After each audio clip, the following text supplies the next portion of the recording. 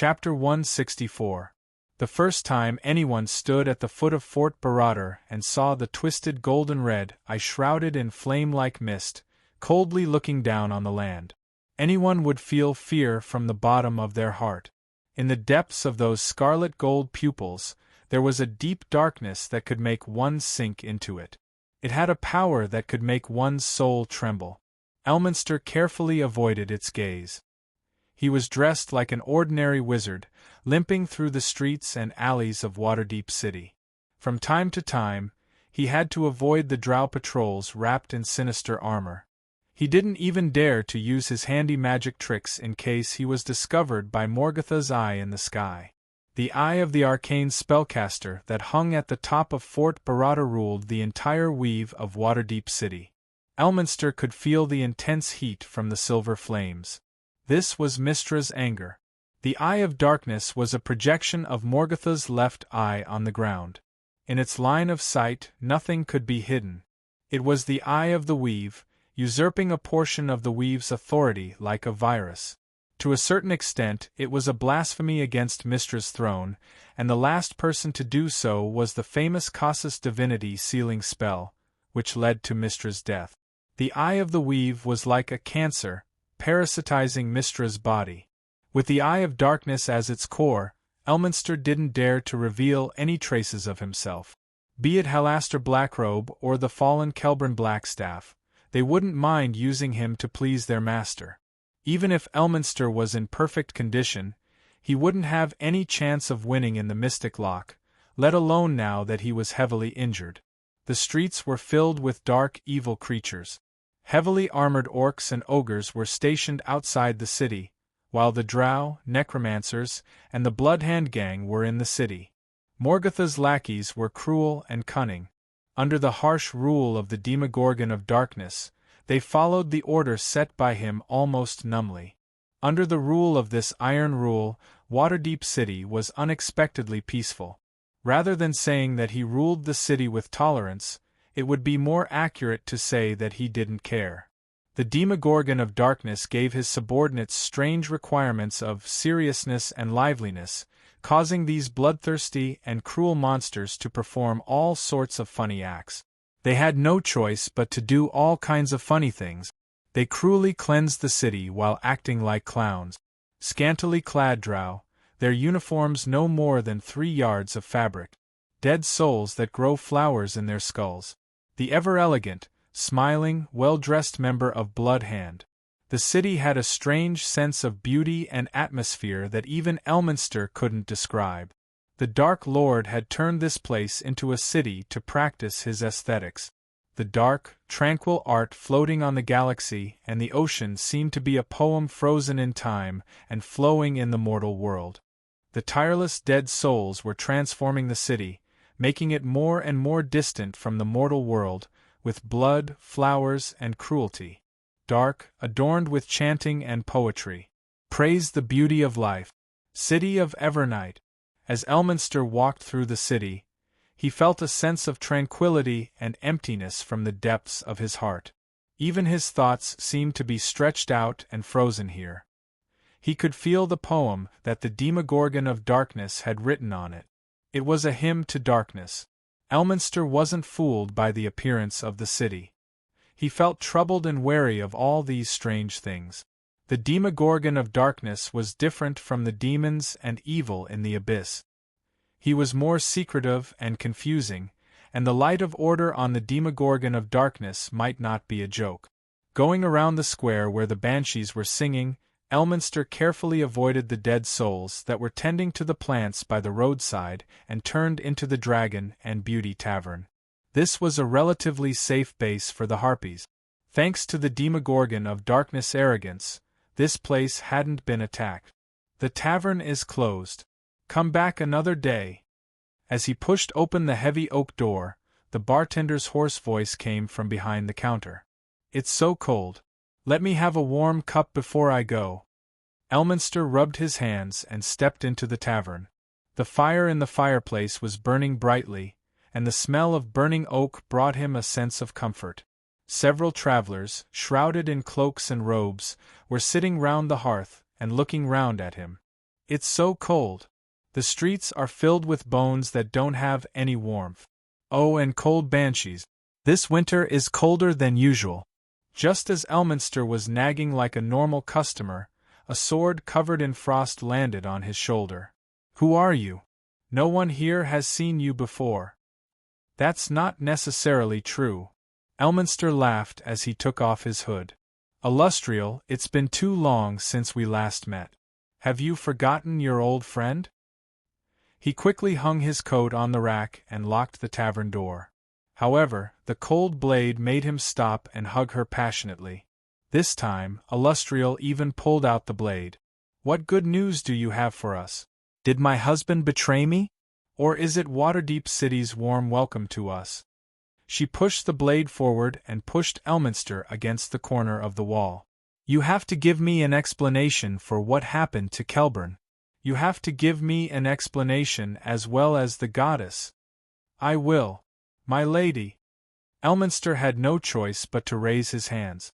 As you've seen, we suffered a terrible defeat against the darkness. The city guardians and city sentinels were the first to betray us, followed by the major guild. Most of them chose to watch from the sidelines. We and the major temples fought back, but the darkness spread over us like a tide. But this has nothing to do with Kelburn's betrayal, Illustrial said angrily. Kelburn has the ring of the Dark Lord, one of the 19 rings that represent his power in evil and darkness. It has the power to bewitch people, a temptation that no one can resist. It's part of the essence of the universe. The more powerful you are, the more you will be tempted, until your soul falls into it. Kelburn was captured by this power. He tried to use this power to break free from the corruption of the darkness that the Dark Lord brought to his plane, but he fell into it. Illustrial looked at him calmly and finally removed the blade from Elminster's shoulder. I hope you can help him. The power of the goddess is severely rejected here, and we need your wisdom. The Dark Lord's power grows stronger by the day, and as long as Morgatha's Eye exists, countless monsters will be summoned and become his captives. Elminster looked around and saw 2 people hidden under black robes sitting on either side of the fireplace. One was a tall, mysterious wizard with a staff in his hand, and the other was a graceful lady. The Demogorgon of Darkness has been paying close attention to this place. Why are you risking exposure? For the light, the mysterious wizard answered, standing up from his chair. He was too tall to stretch in the room, and he walked clumsily to Elminster. For the hope of fighting against the Dark Lord, Mirko. When he got closer, Elminster's eyes widened in shock. He saw the same face as Chen Ong, but this Chen Ong was even more sacred and handsome. He had a suffocating aura about him. Even in the dark room, he radiated holy light. Don't be surprised. This is the white-robed wizard Saruman, an ally of the gods against Mirko. Illustrial hurriedly stopped Elminster from overreacting, introducing him to Elminster. Chen Ong nodded calmly. His current identity belonged to the light and good side. Although the one with the supreme ring was also the Demogorgon of Darkness, that was only an identity formed by a part of his power attached to the supreme ring. Greetings, great sage of the Shadow Valley, Chen Ong said with a nod, and his hood slid off his head to reveal his full appearance. Greetings, respected great elf wizard. Elminster's eyes were unreadable.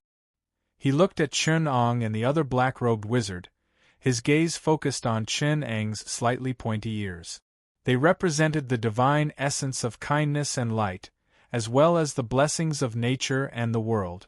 They circled around Chen Ong like a hymn of praise.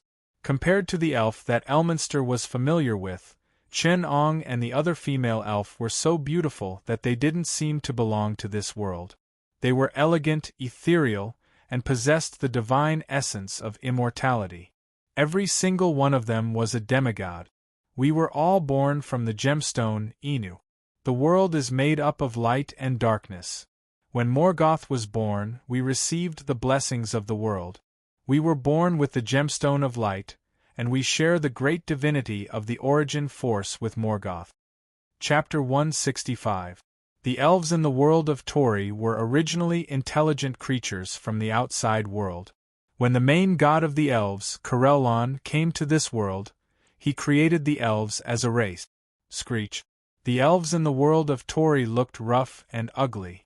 Their bodies were thin but full of strength, like skinny monkeys. In order to adapt to the life of archery and hunting in the forest, their joints were thick and strong. Both their physical and spiritual qualities were excellent. The only thing lacking was that their appearance was very different from the aesthetics of humans. The proportions of their facial features were too strange compared to humans. Their features were also very prominent, and their long pointed ears destroyed the sense of balance of their facial features. It was to the extent that the appearance of the elves was too bizarre for humans. Their sharp and thin jaws made their faces appear distorted, and their eyes were upturned, making them look like beasts. It was extraordinarily bizarre. Generally speaking, the elves were a very distinct race. Their aesthetics and biology were obviously different from that of humans. But the two Mayas were different. They were like gods walking out of the legends, the incarnation of ancient heroes and demigods in this world. To be fair, they were more divine than most gods. Because they themselves were perfect, the symbol of the aesthetics of the universe. They were harmonious, elegant, and the embodiment of all order and beauty. Their facial features were soft, their bodies were graceful, and their actions were accompanied by soft light and chants. Even Layla and Elminster felt pressured in front of them. Their overwhelming beauty brought great psychological pressure.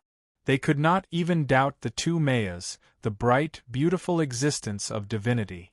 Inu, I still can't understand your existence. Your purpose? Purpose? History and the past? We know nothing about you, and we don't know how to accept you. Elminster stared at the faces of the two Mayas for a moment, then looked away because of the dazzling soft light. He confessed his worries. Chen Ong and the other Maya looked at each other and said calmly, "We understand your concerns. Inu is a demigod. We were born of the Force by the influence of Morgoth. Our most powerful brothers are the Vala. The most powerful of us are the Valas, and we are also part of the gods. Morgoth, or Mirko, is the most powerful Vala among us. We were once a part of this world. In an origin power unknown to anyone, we blew across the entire universe. In this long and ancient history, we are ignorant and unaware. Only our essence and mission exist in the world. We hide in all things, and our will manifests in the breath of the origin force. When Morgoth discovered us, he became one of us." Elminster took out his pipe. Deep in thought, he was considering part of Morgoth's nature. But to him, there were still too many unknown things in this world. He could only barely understand part of the nature of Vera's existence. "Do you know what our mission is?" asked Elminster, puffing on his pipe. Chen Ong didn't say anything. He just raised his right hand. Under the dim light from the fireplace, the light reflected from the two Mayas became more and more intense. Their platinum hair slowly flowed with the light, making them look sacred. Chen Ong reached out his hand and grabbed something in the soft light. He opened his palm. An indescribably beautiful gem lay quietly in his palm. The light on the two Mayas suddenly dimmed, and all the light gathered at the center of the gem. It was brilliant, more dazzling than the sun, more sacred than the gods, a great and beautiful existence that mortals couldn't look at directly. Layla was almost suffocating. She couldn't escape from this beauty. In an instant, the pure white gem conquered her with its light and holiness that surpassed the sun and moon. She stared at the gem with her big bright eyes, which were as bright as stars in the past. Under the contrast of the gemstone, there was nothing special about it. She was so engrossed that she forgot everything else. Elminster broke free from the temptation of the gem in fear. He was afraid of it like a tiger. After the ultimate greatness and brilliance came endless pain and despair. This gem is ominous. Its light is brilliant, but it is also bloody and desperate. I can already see the darkness and misery behind its light. This gem is favored by fate, and the goddess of fortune has cursed it. The goddess of misfortune has blessed it. Those who shine because of it will be destroyed because of it. Elminster said, turning his head away from the gem, not daring to look at it directly. Nonsense. Elminster, this is obviously a holy gem. Its great power and brilliance can bring light to the darkness, bringing happiness and kindness to the world. We can all feel its purity and love. It's a pure kindness that doesn't tolerate any impurities. It is blessed by the gods. Layla couldn't help but retort. The great sage is right. Maya, who had been silent all this time, finally spoke up. This is a gem blessed by the gods and favored by the origin force, but it is also cursed by Morgoth. He sealed light and holiness in the gem's outer shell, and used envy, greed, fear, sloth, and the other 7 kinds of darkness as its outer shell. This is a cursed jewel that was formed when a great power was sealed within it. You mean, the Demogorgon of darkness is afraid of this gem? Elminster keenly sensed the hidden meaning behind her words. Mirko cursed this holy power. Anyone who tries to possess it will not be lucky. This gem will bring disaster, war, and misfortune to its owner. Even he couldn't avoid it. Chenong added. He said seriously.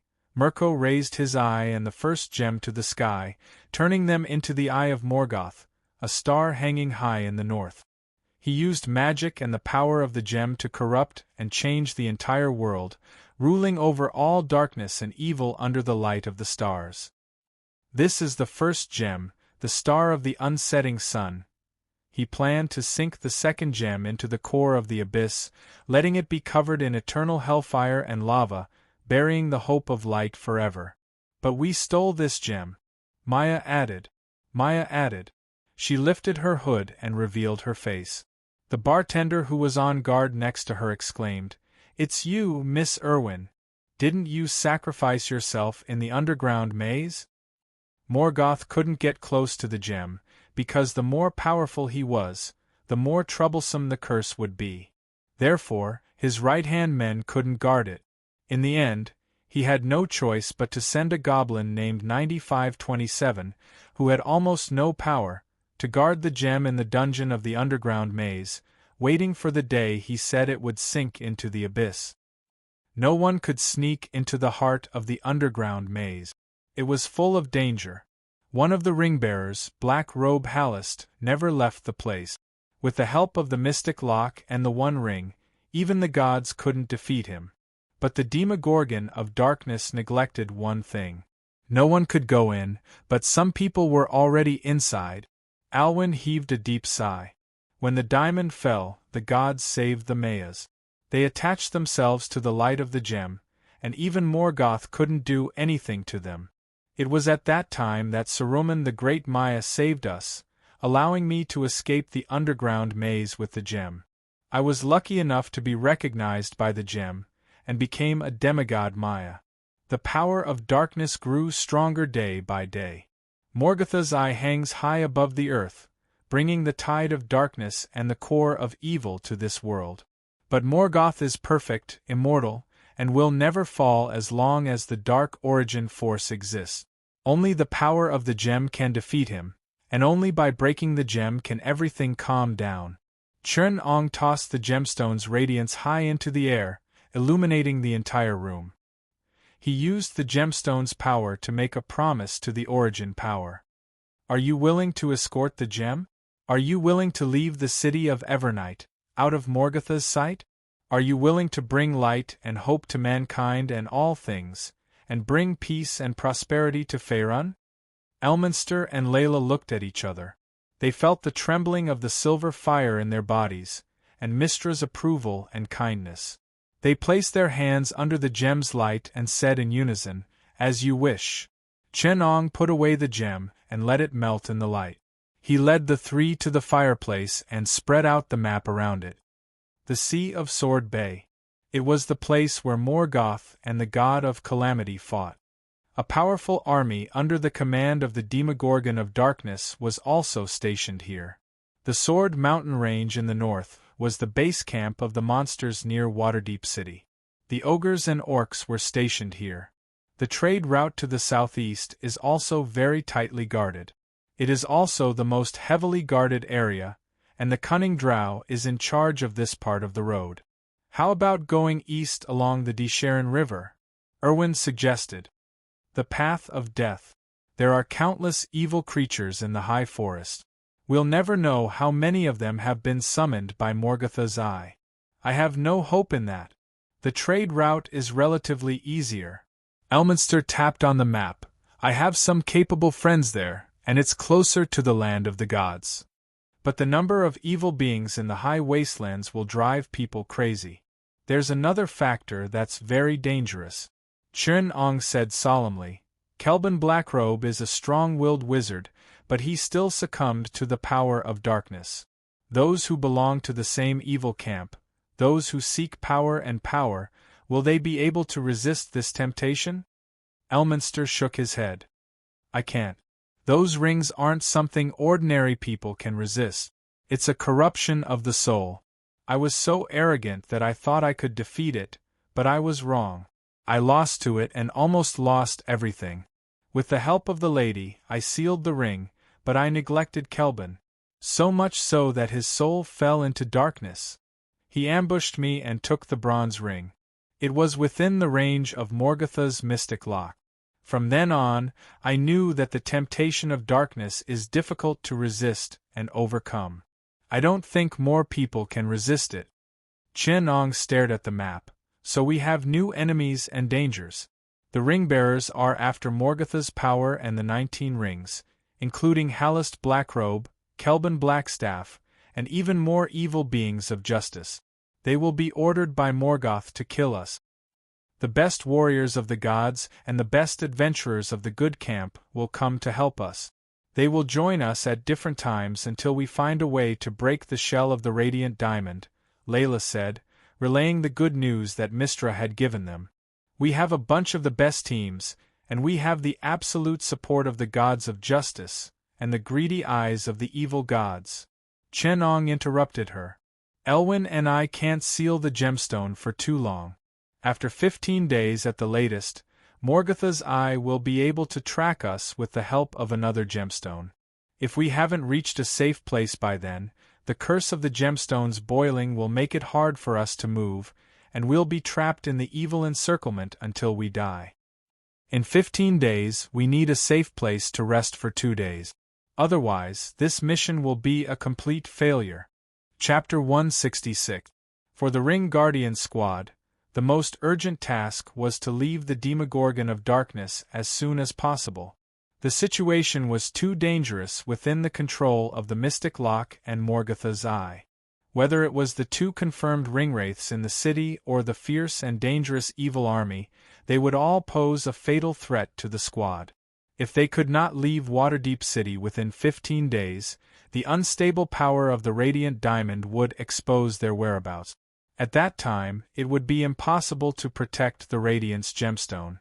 Of course, all of this seemed to be under the control of Chen Ong, but the actual situation was much more complicated. Although the Dark Force was controlled by the Supreme Ring, its divinity determined that it would inevitably break free from Chen Ang's control, unless Chen Ong was willing to transform into the Dark Force and become the one and only Darth Morgoth and ascend to the throne. God was the master of all living beings, and God was the slave of all living beings. The nature of a god was the personification of the laws of the universe. He ruled over all living beings and controlled all living beings, but this was his nature, or the slave of the existence of the essence. The greatest significance to Chen Ong in the Tory world was undoubtedly the knowledge of the god's domain. At least the level of the domain of divinity in this world was not inferior to the knowledge of physics that he had mastered. This was important to his growth. In order to achieve this goal, Chen Ong had to choose to sacrifice something and pretend to be a god. Chen Ong created the virtual personality of Darth Morgoth and used the Supreme Ring to temporarily control the process, stealing the power to control the Dark Force. However, if he did not reverse the conflict between the Dark Force and Chen Ang's personality, the Dark Monarch would only get further and further away from him. The existence and power of such a god played an irreplaceable role in Chen Ang's exploration of the domain of divinity. However, this kind of stealing could not form a stable existence. One day, Chen Ang who did not cooperate with the dark force would be abandoned by the dark force, and the dark force would automatically create a personality that matched its nature. The darkness was like a flood, and the light was the dam. The released dark force and the source of evil were like a flood, a terrible power that had been accumulated in the universe for a long time. It was enough for any existence in the dark camp to easily ascend to the throne of the strongest divine power. If Chen Ang could not slow down this process, it would only allow Darth Morgatha's personality to be formed even faster, and he would become a true Demogorgon of darkness, a great divine power. In order to delay the erosion of this personality and gain more time to learn and analyze the domain of divinity, Chen Ang's role as Morgoth was definitely worthy of his identity as a demon among demons. It brought nightmares and fear to the Faerun continent that they had not experienced for a long time. The drill protection team tried to sneak into the merchant ships in the port area and get the kind merchants to escort them out of here. In the sky above the port area, a huge shadow flashed across the heavy haze. Amidst the gloomy clouds, a nearly 50 feet tall giant vaguely showed its silhouette, allowing people to see the heavy shadow of the ferocious existence that was pressing down on everyone, making it hard for them to breathe. Elminster swore that of all the ships he had been on, none had stayed a third of the length of the shadows in the harbor. They stood at the side of the dock. The team could only see the bow of the gigantic warship. The ferocious dragon head opened its mouth, revealing its dense and sharp teeth. The ruby eyes that were as big as the rim of a bowl were covered in intense red light. The powerful magic energy and arcane waves indicated that this thing was not a decoration. The huge warship was about 2,000 feet long from start to finish. In front of these huge ships, the surrounding merchant ships were so simple and crude that they looked like broken pieces of wood that had been pieced together. When the huge shadow in the sky revealed a corner of the sky, the drill protection team gave up on their plan to escape by ship. The huge bronze warship floated almost 5,000 feet above the ground. The flat bottom of the ship was slightly raised, and giant crossbows the size of carriages were placed in the firing holes on both sides, the heavy bronze cannons aimed downwards. The most eye-catching thing was the huge air sac on the hull, which was 4 times the size of the warship. Elminster's expression was very ugly. He had expected the evil camp's power to skyrocket after the arrival of the Demogorgon of Darkness, but he did not expect the situation to deteriorate to this extent. The Faerun continent was a place of great conflict. Races and civilizations competed fiercely, filled with barbarism, cruelty, blood, and terror. The evil camp was far stronger than the good camp, if not for the fact that the conflicts between the evil camp were more intense. Countries belonging to the good camp might not be able to maintain their current peace and prosperity. However, this fragile balance was completely built on the relatively chaotic order of Faerun. Once the axis of evil was ruled with an iron fist, the good camp would face a difficult challenge. "We can't leave this place by sea." Chen Ong Saruman pointed at the floating fleet in the sky and said, "The floating ships have little need for port. They can directly dock on land, which means that the Demogorgon of Darkness's influence can spread very far on the sea without being restricted by the terrain of the port. Morgatha's eye in the sky summons evil beings day and night. From Deepwater City to Icewind Valley, from Candlelight Keep to Boater's Gate, his lackeys and claws are everywhere, not to mention AMU and the scattered forest tower. This road is definitely not safe." Chen Ang's words caused everyone to ponder. Layla shook his head and said, "But this road is still controlled by the good camp. We can only receive support from other good factions on this prosperous trade route. If we go to the remote wilderness, the forces controlled by the evil camp will be much stronger than us. After all, civilizations are always good, and barren lands are places where evil breeds." The pipe in Elminster's mouth flickered as he breathed. He listened to the two argue quietly, his brows furrowed in thought. Under his messy beard, the thick smell of smoke spread as he exhaled. "Do you see those floating ships?" Elminster pointed at the huge shadow in the sky. "What's more important than what's on the surface?" he explained. "Floating ships are the crystallization of great arcane spells. They're widely used in the void chamber of commerce in the astral plane. They're powerful and dangerous, and often represent the hidden strength of a race in the astral plane. Even the most ordinary airship is enough to kill a giant dragon. But I've never seen a floating battleship in the land of Sword Gulf." Elminster looked them straight in the eye. "What I mean is, we don't have the power to create such a war machine. It's not only because of its terrifyingly high cost, but also because of what it represents: population, wealth, and arcana power.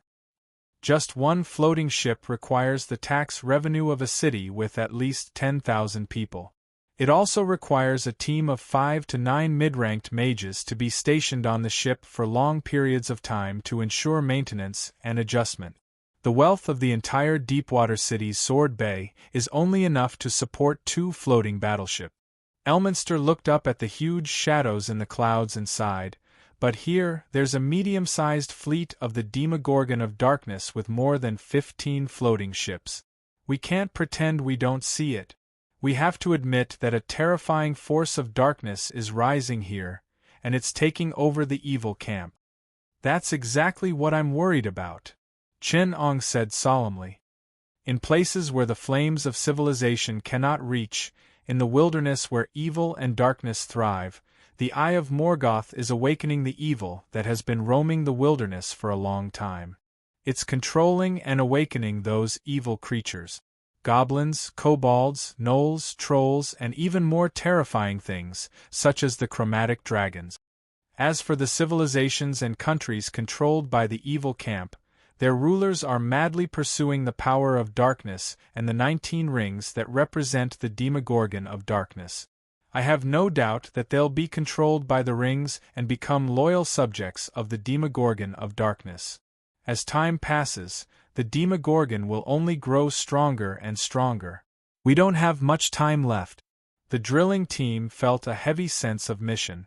Thinking back to what they saw in Waterdeep City and Evernight City, they felt the situation getting more and more urgent. The worsening situation made them feel suffocated and terrified. To be continued. Chapter 167. On the way to the port, the team wisely kept a low profile. They tried their best to look inconspicuous, like sailors returning from the sea or merchants visiting from afar. Everyone was experienced in this. Even Chen Ong, who had never come into contact with the lower levels of society, quickly learned to speak in the slang of the sea. The sailors all had a mouthful of rotten teeth, so the drilling team's breath immediately became foul. They stayed in the port area for 2 days before gaining the initial trust of everyone. Everyone began to believe that they were magic material merchants from Bode who had lost everything due to the storm a few months ago and were now in dire straits in the port area. Elminster, who was knowledgeable and had traveled to every corner of Faerun, played a huge part in this process. The background he fabricated for Chen Ong and the others could withstand the interrogation of even the most knowledgeable of people. In the end, they still met up with the harpist. Elminster was their living proof. Everyone in Waterdeep City knew everything about him. Captain Colbert agreed to let them board his ship to another famous city in Faerun, Bode's Gate. There, they would have more allies from the good faction to help them. Their other teammates would also meet up with them there. The ship would set off the next day, so Chen Ong still had some time to appreciate the city he had built. Walking in the human world as an ordinary elf would feel completely different. He wouldn't be able to sense the microscopic microorganisms in the environment, nor would he be able to touch the souls of living beings. He wouldn't be able to understand and control everything. Just like how a GM could admire a game he controlled in the form of a player, it allowed Chen Ong to recall the feeling of being immortal. Although the physique of the elves was a little too outstanding, it was still much more beautiful. The city of Evernight was much more beautiful than the former deep water city. The light blue seawater gradually turned from the white beach in the distance to the deep blue. The sandy brown pier extended all the way to the seawater. Hundreds of sailboats were resting here, floating on the deep blue sea. They looked as clean as new. This isn't how I remember Waterdeep City to be. Elminster shook his head in confusion. It's much more ordinary and friendly. I can hear the sailors' chants, quarrels, curses, and the sound of them gulping down wine. Although this place is dirty, it's full of vitality, just like a village boy covered in mud. Then I like this place better.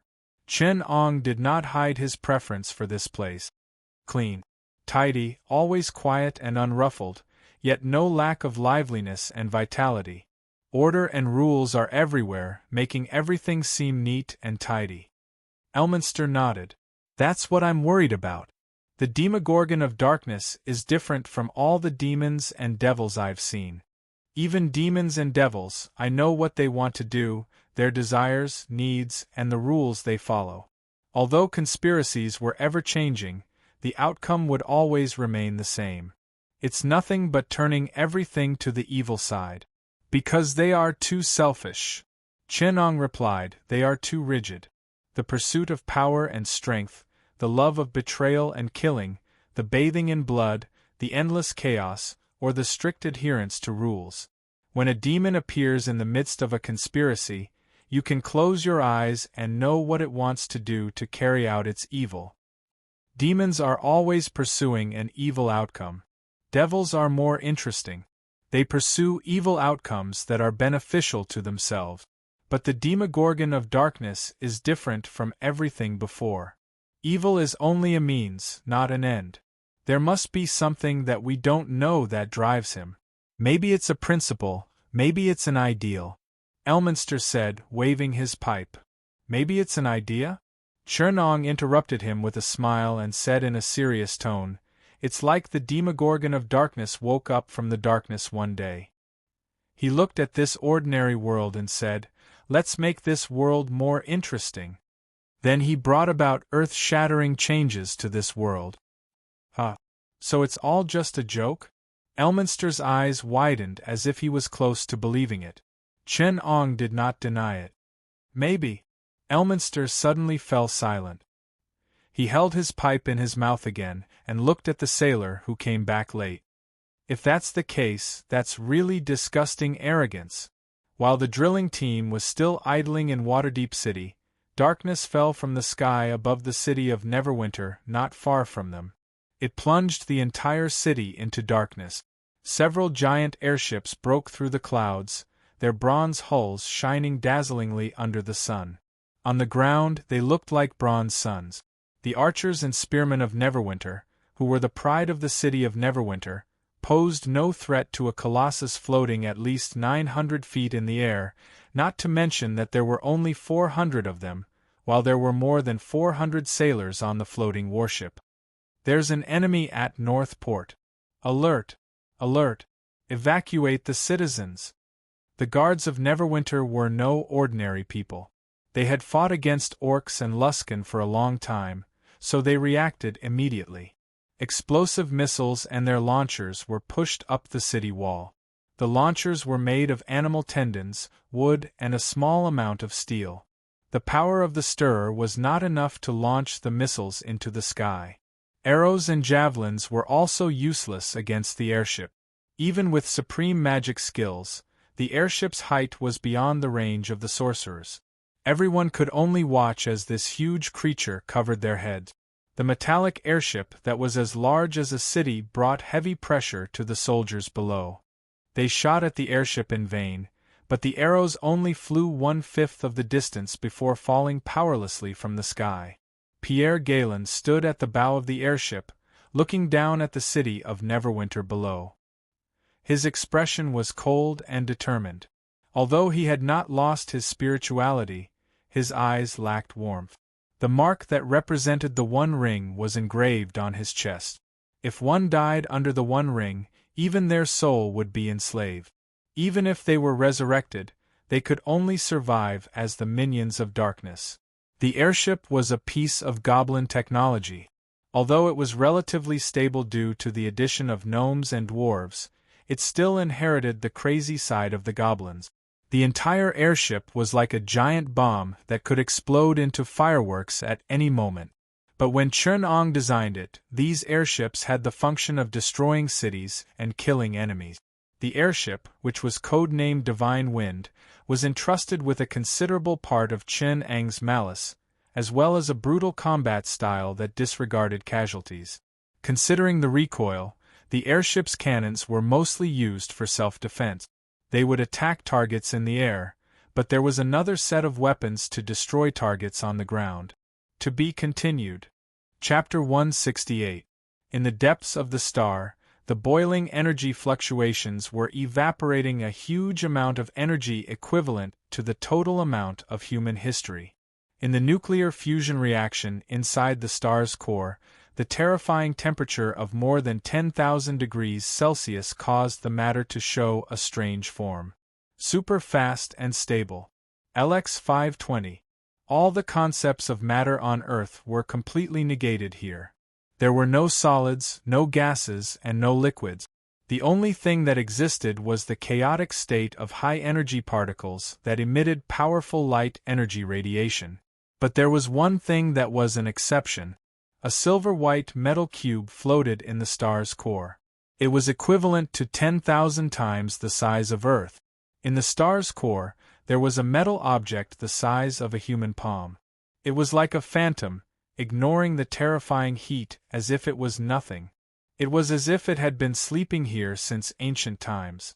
On a small planet called Earth, when it was celebrating its birthday billions of years ago, the sleeping cube trembled slightly. A layer of black lines appeared on the surface of the metal cube. Even under the intense light energy from the sun's core, it was not covered at all.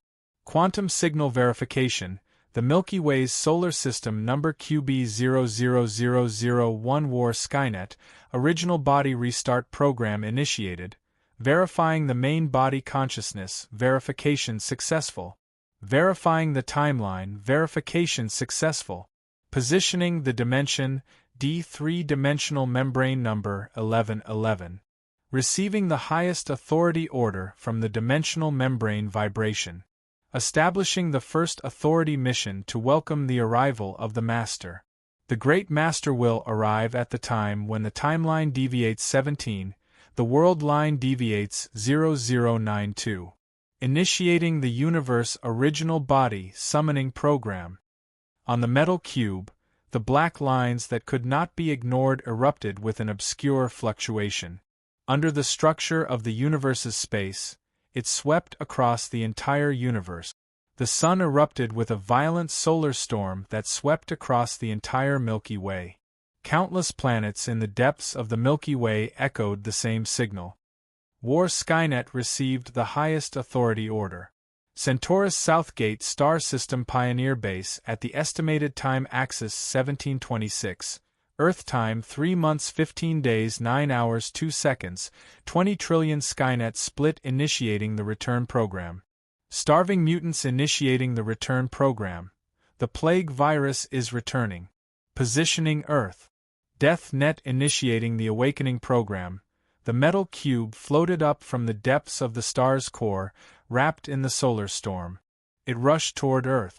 A cosmic radiation storm formed by the disturbance was about to arrive above Earth, and finally brushed past Earth. Victor. According to research, life on Earth may have been created by a cosmic storm more than 1 billion years ago. In 6 weeks, another solar storm with the same characteristics will pass through Earth's orbit. This is an opportunity for mankind to crack the code of life. Scientist Reed explains his research plan to his college classmate, the billionaire Victor. Although his ex-girlfriend had become this guy's girlfriend, and although this guy was unfriendly and even mocking, he still worked hard to obtain Victor's conditional support with the hope of cracking the human genetic code, benefiting the people of the world, and realizing his dream. 6 weeks later, the spacecraft successfully entered space and arrived at the Victor Corporation's space station. At the same time, the metal cube was less than an hour away from Earth. It was a cosmic storm whose energy had been changed by the cube. To Reed's surprise, the cosmic storm arrived at the space station a few hours earlier than he had expected, and powerful cosmic radiation swept through the entire space station. The cube broke through the outer shell of the space station and was embedded in an inconspicuous place in the inner cabin. The high-energy cosmic radiation brought by the war Skynet had a magical effect on human genes. The 4 scientists in the cosmic storm, Reed, Sue, Johnny, and Ben, had incredible changes in their genes. They had superpowers. They were called the Fantastic Four. The Fantastic Four. Most importantly, there is a 5th person hidden outside. Nick flips through the file in his hand and reaches out to close it. He said to Agent Coulson, "Has it been confirmed that it is the young billionaire Dr. Victor Von Doom? Yes, we suspect that he is related to at least 4 abnormal power murders. His ability should be electromagnetic force. We found traces of electric burns on the victims. This is a new super criminal. However, we currently lack evidence to arrest him. He is very influential in the economic field." Coulson showed Victor's picture on the screen. "What is his code name?" Nick crossed his hands under his chin and stared at Victor's picture. "Dr. Doom, Doomsday." Victor sneered as he stepped on the glass shards. Mr. Fantastic, Reed, was frozen on a chair with liquid nitrogen, and a sharp steel spike was pointed at his head. The electric field controlled the metal to inch closer to Reed. Sue was trying her best to protect Reed with her telekinesis, and the light blue telekinesis energy was gradually penetrated by the steel spike. "Sue, you betrayed me." The metal corroded half of Victor's face, but he hid everything under the silver metal mask. He looked down at Sue. "Who do you think you are? Heroes? Sue, your narrow-mindedness hurts me. We can become gods together. But you shouldn't have stolen it." Victor sneered. "Where is my cube?" Blazing white lightning gathered in his hand like a vortex and was shot out. In front of Sue, the powerful voltage twisted the air in front of her into glowing plasma, and the lightning whipped her body. The violent waves of electricity stirred up the ionized air, and like a physical whip, the powerful electric current wrapped around Sue. The electric current hit her nerves, causing her body to go limp. The electric air sizzled and roasted Sue's skin and flesh. The intense pain and torture caused her body to twitch, unable to resist. Victor retracted the electric current and walked in front of Sue. He stepped on her head and asked, "Can you tell me now?" "Toy." Sue spat on Victor's face. "Coward, don't even think about it." Gently wiping away the saliva at the corner of his eyes, Victor's face exuded a murderous aura. He wiped the mask clean bit by bit, and gently held Sue's neck with his right hand. He said softly, "Sue, no matter what, we both had a good time. There are some things I don't want to do, but you have to cherish them. Tell me that cube. The metal cube with infinite power and power, where did you take it?" "I found it on the spaceship. I found it on my spaceship. It is mine, so please return it to me. Otherwise, I don't know what I will do." Victor's right hand tightened. Sue's face turned red under his hand. She struggled powerlessly, trying to pry open the steel-like right hand. Gradually, her struggle began to weaken, and her pupils began to slacken. Victor was still as calm as ever, looking at her calmly. Struggle, fear, desperation. The suffocation made Sue feel as if time had slowed down around her. She watched as Victor's face grew larger and larger in front of her eyes. She heard the sound of Reed's heart breaking. Her consciousness seemed to be getting further and further away. It was as if she had sunk into cold seawater. "Let her go." "Bullshit." A huge body fiercely pounced toward Victor. The solid concrete shattered under his body, and a huge concrete block that was half the height of a person smashed into Victor's body. In just an instant, the stone golem threw itself in front of Victor's body, fiercely smashing him down from Sue's head. The fist force that weighed several tons fiercely hacked Victor apart, leaving behind several deep scars even on his metal body. The stone man's body was made of special stone, and his arms were tied into the shape of a huge stick. He was forcefully swung behind by the stone man. The heavy concrete block, along with the remnants of the steel bar, flew out and collided with Victor, who was trying to get up. In an instant, countless stones and dust burst out. The hard fist mixed with the steel bar slammed into Victor's face. He was smashed into a deeper part of the wall from midair. "I told you to let her go, Victor," Ben said in a deep voice. "Call me Doomsday." Victor climbed out of the ruins unscathed. In his body, every inch of energy was mobilized by him. The powerful electric current caused his body to show a phenomenon of plasma, but time gradually became slow in his eyes. In a certain direction, a small piece of gravel was slowly crawling in midair. The lines on the stone were incomparably clear in Victor's eyes. He could clearly see every corner and every bump. The porcelain cup that was flying in the air was slowly penetrated by the stone. The crack gradually expanded and broke, and finally broke into dozens of porcelain shards. Victor inserted his right hand, which had been transformed by the electric current, into the stone man's abdomen. Slowly, but firmly, it broke the hard stone of its body and severely injured its body. The raging electric current was like a small magnetic storm bomb, exploding the stone man's wound. Ben's body fell heavily to the ground. Victor returned to Sue, gently held her chin, and asked softly, "Where is the cube?" "Sue, even if you don't think about yourself, think about Reed and Ben. Don't you think 3 people are too many? 2 hostages are enough." Sue raised her head with difficulty, her eyes full of stubbornness.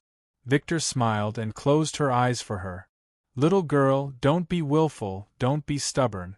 I really like your eyes, especially the unyielding look in your eyes when you look at me." Victor's smile became colder and colder. The steel thorns began to approach Reed's head bit by bit, and the sharp edge had already pierced his skin. "Wait, Victor." The window close to the outside of the building suddenly burst open. Almost at the same time that thousands of glass fragments were smashed into the building by the impact from the outside, Thunderfire rushed in. His whole body was wrapped in flames, and only his right hand was holding a silver-white metal cube. It was a standard cube the size of a human palm. Some black patterns with unknown meaning but mysterious charm were all over its body. After looking at it for a long time, the patterns would change in a strange way. It gave people an indescribable feeling, and just by looking at its appearance, it had the magical power to devour people's eyes. "Johnny." Victor smiled. His face was hidden under the metal mask. Without hesitation, he let go of Sue's right hand and spread it forward. He gestured to Johnny. "Give it to me, Johnny." Johnny hesitated for a moment, but in the end, he still handed the cube over. Victor nervously took the cube and studied it excitedly. "The Fantastic Four? Insignificant ants. I thought you could be my partner, even for life, Sue. But you've disappointed me." "Do you know what this means? An extraterrestrial creation? A technological item? No, it represents the power to rule over everything. It can achieve anything you can imagine. Reed, I know you've been studying it, but you're a complete idiot. There are some things you can never touch. In the Dead Sea Ancient Scroll, it represents the war before the apocalypse. In the most ancient legends, the 4 nights announce the apocalypse to all living beings, and this is the War Night. Legend has it that it is a weapon with boundless power, and it holds the power of divine punishment. When its secret is unraveled, the apocalypse will once again descend upon the world. With it, Victor laughed. "I will be the king of the world." The cube trembled intensely in Victor's hand. 2 scratches ran parallel to each side of the cube, and the faint golden scratches divided the cube into a 3 by 3 Rubik's cube. The Rubik's cube floated in the air and spun rapidly along its 3 axes. The black patterns quickly arranged and combined, forming countless different patterns. Smaller cubes were added as the Rubik's Cube moved. Soon, the Rubik's Cube began to expand rapidly. The rapidly spinning Rubik's Cube turned from 3 by 3 to 16 by 16, and then it turned every second. In just a breath's time, it had spread to half the room. Countless cubes rapidly changed shape, twisted, combined, and spread. A hand reached out from the door formed by the Rubik's Cube and pressed against Victor's face. "I heard you're called Doom, Apocalypse? Who are you?" Victor's body was surrounded by a powerful electric current that could disintegrate matter at the atomic level. He felt an extremely dangerous aura pressed against his forehead, and every cell in his body was screaming crazily. He squeezed out every drop of potential in his body, turning it into a powerful electric current that could disintegrate matter. It was a powerful energy that could destroy all of New York, so violent that it was on the verge of a nuclear reaction. However, under that hand it was like an illusion. "My former name has been bestowed upon my creation. I'm very interested in your name." The Fantastic Four watched in horror as the metal mask on Victor's face began to soften, deform, and distort. Many unknown mechanical parts deformed from the mask and reassembled into a completely different essence. Throughout the entire process, Victor was like a dead man. The metal of the cube began to converge toward that hand, gradually submerging Victor's mouth and nose. The reassembled mask and the unfolding mechanical torrent of the cube underwent an unimaginable change. The hand gently took off the completely different mask and gently put it on his face. Chen-Ong stepped out from the cube, wearing Victor's mask on his face. "Your name is mine. From now on, I am Dr. Doom." 4,000 words long chapter. There will be another chapter in a while. Chapter 169. What an interesting world. While weakening the microscopic barrier, it's also compatible with magic. Chen-Ong slowly walked out of the cube. Victor collapsed beside him. There was no will to resist in his eyes. The weak microscopic barrier makes it easier for this world to achieve deep technological breakthroughs. In other words, the proliferation of black technology. The compatibility with the laws of magic adds chaos and disorder to this world. What an interesting world. Chen-Ong put Victor's mask on his face. As he walked, Skynet completely unfolded in this world. The golden ring was still on Chen-Ang's left index finger. The darkness around him still converged into a solid robe. It extended down from Chen-Ang's shoulder and finally dragged on the ground. Even with the mask, Chen-Ong still hid his face under the hood. He looked mysterious. The power of the Lord of the Ring silently seeped into Victor's soul. In front of the Lord of the Ring, the weak soul of a mortal was like a corpse on an operating table, allowing Chen-Ong to dissect, analyze, and change it.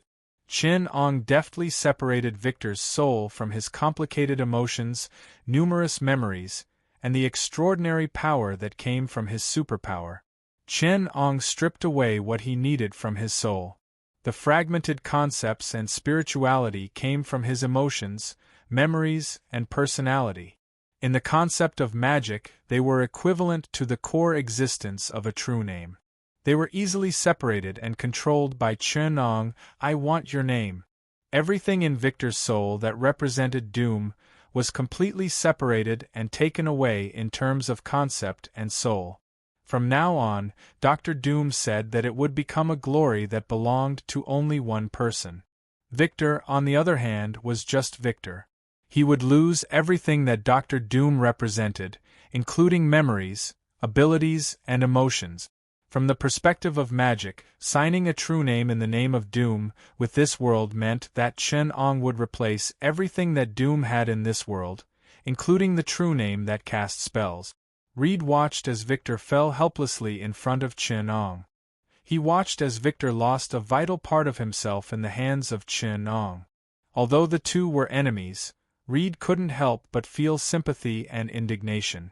This method of taking away an inseparable part of a person with a flip of the hand was terrifying. In magic, life and lifespan, cause and effect. The ritual was just like the oath, it was a tangible power. However, in a world where magic had been lost, such a scene was enough to make any scientist's worldview collapse. Unfortunately, the 6 of them, including Chen-Ong, Victor, and the Fantastic Four, were all top scientists. Excluding Chen-Ong, everyone except Victor was shocked on the spot. "I am Dr. Doom." Chen-Ong stepped on the expanded version of Skynet and looked down at the city. He saw the familiar traffic and the bright lights. Skynet was infecting the world at a terrifying speed. "I've finally returned to my world. War. The world of famine, plague, and death." "Dr. Doom? What exactly are you?" Reed struggled to get up from his chair. Sue had taken advantage of Victor's preoccupation to help him remove the frozen liquid nitrogen. "No matter who you are, Earth is not a place for you to behave atrociously." The heavily wounded Fantastic Four stood side by side, blocking Chen-Ang's path. Behind Chen-Ong, Skynet's mechanical body had completed its first reconstruction. The shapeless, massless, and featureless Skynet had transformed. He reassembled his body in a complicated and dazzling manner. A deafening roar that reverberated for hundreds of miles came from the mouth of the giant mechanical dragon. There was a loud rumble, accompanied by the sound of concrete shattering. The top of the building was lifted by the strange dragon, revealing the blue sky. The giant mechanical beast, thousands of meters long, was hovering above the building. The strong wind made it difficult for them to stand, but Chen-Ong stood firmly on top of the strange dragon.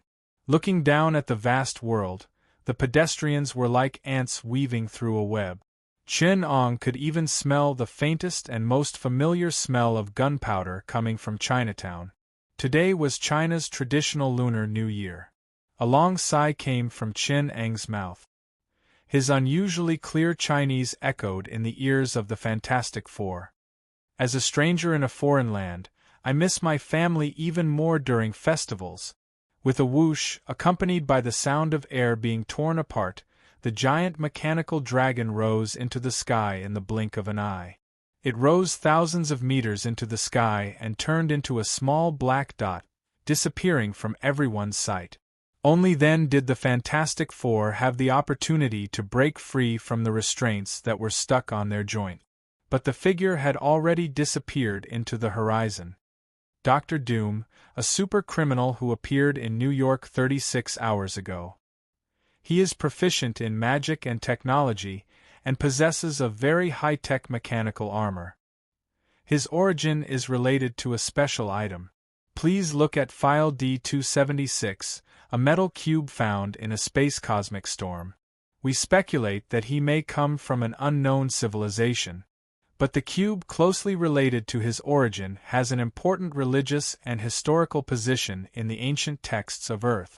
We have found the same model in the pyramids, in the mausoleum of the first emperor, in Angkor Wat, and in the ancient city of Rome. In Christianity, it represents the war of one of the 4 horsemen of the apocalypse. In Buddhism, it is known as the end of all wisdom. In the primitive voodoo religion and Mayan ruins, it is regarded as the harbinger of disaster and the incarnation of fear. Nick Fury stared silently at the metal cube in the projection. Everyone knew that his attention was not focused on the beautiful and mysterious patterns. But no one would disturb his thoughts unknowingly. This case is under SHIELD's jurisdiction. Nick Fury said resolutely. It doesn't belong to Area 51, F***CK or IA. We are touching a very dangerous field, a field that is relatively unfamiliar to humans. Whether it is space or history, it is quite dangerous for us. This is not only an opportunity, but also a challenge. Dr. Doom is a typical high IQ criminal. He may have mastered knowledge and technology that is completely unimaginable on Earth. In the process of investigation and execution, open imagination is allowed, and thinking that breaks through common sense is allowed. Let the best hypnosis experts wait in the White House. Send letters to the university's special history and cultural research scholars, and apply for support from some special department. We need to figure out his mysticism system. Activate Abnormal Case 093 and monitor the psychology and behavior of key personnel. We need to prevent a sudden attack from supernatural factors. Nick's eyes flashed with an indecipherable glint as he muttered to himself. Chapter 170. When Chen Ong appeared on the streets of New York, he had changed his clothes. He now looked like a Chinese studying in New York, showing a harmless and peaceful temperament. It was a leisurely afternoon, and the streets of New York were bustling and lively. Tourists and students from all over the world could be seen everywhere. Even Chen Ang's obvious oriental dress was not eye-catching. This is Manhattan. Chen Ong was very familiar with this place. His first laboratory and consortium were in Manhattan, and the first city he destroyed with his own hands was Manhattan, New York. Every street and every high-rise building here might have once been his property or occupied by him. Even if they were not, they must have been destroyed by him. Chen Ong could even clearly remember the Empire State Building, where the Iron Throne was located, half of Manhattan that was destroyed by an electromagnetic cannon, and the other half of Manhattan that was eventually covered by a meteorite base. There is no surface covered by the metal base, no quantum light brain in the underground core, no 200 trillion engineering test robots, no gravity wells, no dimensional detection laboratory, no large hyperspace warp laboratory, no mind network, and most importantly, no experimental equipment and venue that Chen Ong is familiar with. The former Swallowing Star Base and the underground laboratory of the consortium have no traces of their existence here. Without the necessary experimental equipment, personnel, and venues, this is an ordinary urban core area. No matter which world it is, this is his lair. Marvel World is a world of great research value even for Chen Ong. There are endless cosmic civilizations and magical knowledge here. Many representative and specific powerful forces have aroused Chen Ang's interest. As Chen Ong gradually grew up, the more he pursued the mysteries of the universe and life, the more obsessed he became. The process of pursuing Tao, ultimate, and truth was a journey worth giving everything. The first thing he faced was the problem of a stable base. Any scientific experiment needs a certain place. Equipment and personnel. Iron Man's armor was not made by him with a hammer. At the level of Chen Ong, the experimental conditions for scientific research are becoming more and more demanding. He even needs to build laboratories in some extreme cosmic environment.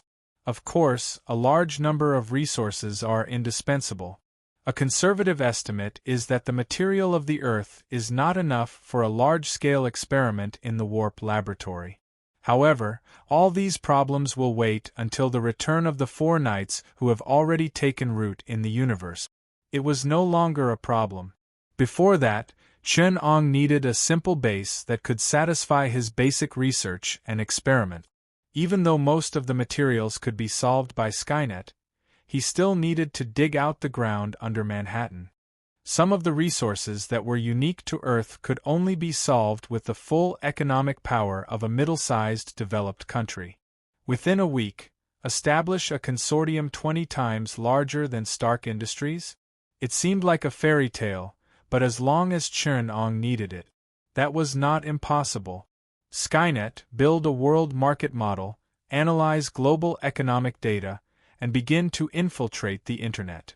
Chen Ong needed the world to maintain stability for the time being, but that did not mean that he would follow the rules. As a powerhouse, it had become his instinct to make others obey his rules. Carry out the material preparations and attack the upper echelons of the global economy. Prepare to take control of financial institutions and acquire groups with strong scientific research capabilities and economic strength. Control and eliminate all economic entities and natural persons who try to obstruct the progress of the plan, according to the coefficient of influence: warning, obstruction, control, and elimination. Chen Ong flipped through the massive amount of information sent back by Skynet in the mental network while making adjustments to Skynet's plan. Prepare the Manhattan construction plan, list the organizations and individuals that affect the progress of the plan, and conduct a comprehensive analysis according to the coefficient of influence and anti-control ability. I want to know who we can't control for the time being, and who is the first to be eliminated. Who is the first?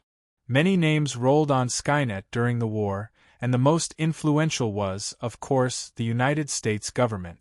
It could be subdivided into three major categories: government departments, intelligence organizations, and special intelligence organizations. In addition, there were the powerful consortia and economies in New York, but these groups were important chess pieces to control the development of the situation and could not be easily controlled. Therefore, the first name that popped up on Skynet was not as famous as Tony Stark, Bush, or Norman Osborn, but it was also the famous Emperor Jean Bing of the underground world. Doom? Dr. Doom? Another coward who hides himself behind a mask. The huge kingpin lay relaxed in the hot spring. His strong muscles of more than 400 pounds gave him infinite strength, and his fighting ability was once close to the most powerful human on Earth, but it also brought great pressure and negative effects to his internal organs and body circulation. Kingpin had a team of more than 200 doctors to solve this problem for him. He often took expensive drugs and technological products. In order to reduce the pressure on his heart, he had the habit of soaking in hot springs. Victor Von Doom? If it wasn't you, who would it be? Kingpin shook his head and said, "If it wasn't you? Why are all the results of the investigation pointing to you, the murdered shareholders, the competitors that you destroyed, and the Fantastic Four? If it was you, why do I feel uneasy? You are far from enough to make me feel fear, Doom. Those four superheroes have their eyes on you, Boros." The lawyer on the side handed him the document. Reed discovered the people we sent to infiltrate the Victor Corporation. He discovered that we obtained a mutation sample from that cosmic storm. They are investigating us. 4 self-righteous clowns, nothing to worry about. Kingpin stood up from the water, his muscles piled up like a hill, making him look like a devil. Those so-called heroes, the Punisher? Super Daredevil? They can cause us some trouble, but they will never threaten our foundation. This world is ours after all. What's really worth worrying about are those who are like us. Those who are most like us are often the most dangerous. I've spent countless days in the dark and seen many dangerous existences. Stark, Osborn, and the most dangerous government. Why do I have to pay taxes for the U.S. government when I can retaliate against the police? Because Stark has to pay taxes. Kingpin looked at the documents in his hand and clasped his hands together. The instantaneous explosive force from his muscles shattered the documents into fingernail-sized pieces. He stepped out of the pool and pulled out a tightly bound man from another boiling pool on the side. The hot boiling water turned the man's eyes gray, and his bones were visible under his cracked skin. Kingpin dragged the man from the rough wooden floor to the concrete floor, staining the road with blood. There are 2 sides to this world. Our clients are powerful and have amazing wealth. They receive the envy, jealousy, and praise of everyone every day, but their hearts are empty. They need something to fill their hearts, some bloody, exciting games. Obviously, that's something that can't be known, so they need me, Kingpin, to deal with these things for them. Kingpin's thick fingers tore open the flesh on the man's face. His voice was bloody. "Including people like you. You have a family, son. A job as a reporter won't make you famous, but persistence and stupidity will destroy them. You should have read the information you stole. Our clients like to hunt and play games. For them, what is more suitable prey than a young, beautiful girl and a happy family? They play games with your cherished love, but you can't stop them." Kingpin pulled the man's scalp and mercilessly slammed him against the wall. "Because you are insignificant." Kingpin clapped his hands, wiped the blood on the towel handed over by his men, looked at the man on the ground like a dead dog, and ordered, Drag him down, let him see his family join the game with his own eyes, and choose a rich man with special hobbies for his daughter. I guarantee that she will be satisfied. We have all kinds of guests with special hobbies. Kingpin nodded indifferently. His cruel and excited eyes told everyone that he enjoyed this kind of thing very much. But Kingpin's reaction and senses were very keen. Although his body was huge, he was not clumsy. Instead, he could smell any difference in the smell of blood within a kilometer. The strong smell of blood that made Kingpin's hair stand came from outside the door. It was not the smell of blood in the sense of olfactory molecules, but a smell of killing, cruelty, terror, and brutality. It belonged to the common sense of the butchers in the dark. Kingpin felt several bloody smells that made him feel like there was a blade on his back, and a terrifying aura like the abyss. It belonged to the monarch in the darkness. "Go outside and take a look," Kingpin ordered calmly, but he prepared to leave from another passage. His men were used to obeying some of his strange orders, so they obediently walked out. Kingpin's underground kingdom was powerful and magnificent. He employed nearly 100 superpowered killers, and experimental bases for studying superpowers were spread all over the world. The weapons used by his private army were much more advanced than the weapons in any place in the world. He was the unshakable king of the underworld. He also had an evil brain. Anyone who tried to kill him would first have to deal with his kingdom, kill his powerful and fearless guards, kill those cruel and terrifying superpowered killers, and deal with all kinds of dangerous technological remnants and modified humans. Even if the U.S. government wanted to deal with him, they would have to be mentally prepared to turn half of New York into ruins. The most important thing for me is to survive. I will fight for everything else when I have the chance. Don't let arrogance, power, wealth, and dignity blind your eyes. The most important thing is safety. Before Kingpin could repeat his words, his most reliable killer, Bullseye, who had always been loyal to him, flew up in front of him. Kingpin heard a familiar crisp sound. It was the sound of bones breaking, but it had never been as neat as it was today. Crack! Bullseye's upper body was deeply caved in, and flesh fell off his skin. First, there was a bull-sized hole in his chest. White ribs pierced through the skin, and the bone stubs hit Kingpin's face. Then there was an even more violent tearing and explosion. Everything, including body parts, blood, flesh, bones, and fat, was evenly turned into mud and splashed out from Bullseye's body. Chapter 171. Of all the villains I've ever seen, you're by no means the cruelest. Of all the ants I've trampled, you're not the strongest. Do you think you're cruel, tyrannical, and fearsome? The shadow behind Bullseye was elongated. The ground rolled in front of Kingpin's eyes, and the wooden floor shattered into countless small pieces. You're still far from it. The shadow wasn't strong. He was covered in a layer of gray metal, and he wore a very familiar mask on his face. At this time, dense silver-white machines poured out of the cracks in the ground and gathered under his body. The skinny shadow was visible to the naked eye in front of Kingpin, and everything around his body was shattered. The concrete and tile pieces that suddenly cracked from the outer wall, the exposed bricks, the exposed steel bars, the wires, the wooden boards, and even the light bulbs on the ceiling all burst open. The fragments of these things revolved around the shadow like stars. These things hit Kingpin's exposed upper body, and the flesh and blood burst from Kingpin's skin. His skin was broken, and his muscles were peeled off. In just a few words, Kingpin had become a blurry mass of flesh and blood, but he still persisted and put his hands in front of his head. The shadow, like an irresistible god, walked up to him. In Kingpin's heart-wrenching screams, he called out the shadow's name, "Dumb! I'm willing to surrender, Dr. Doom." Kingpin struggled to kneel in front of the shadow. "I'm willing to be loyal to you and offer my only loyalty and faith. I'll repay you with everything I have. In my kingdom, you'll be the supreme king. In New York, I control the entire criminal empire in the East. I know the name, hobbies, and even the true identity of every super criminal. I'm famous among them, and I control many powerful villains and thugs.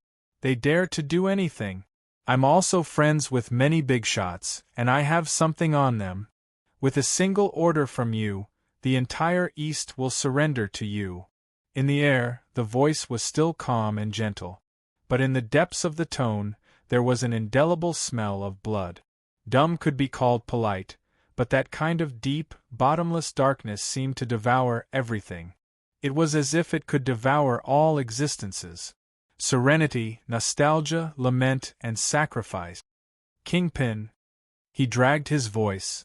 "Thank you for your kindness, but unfortunately, I don't need it." Kingpin's wail spread far and wide.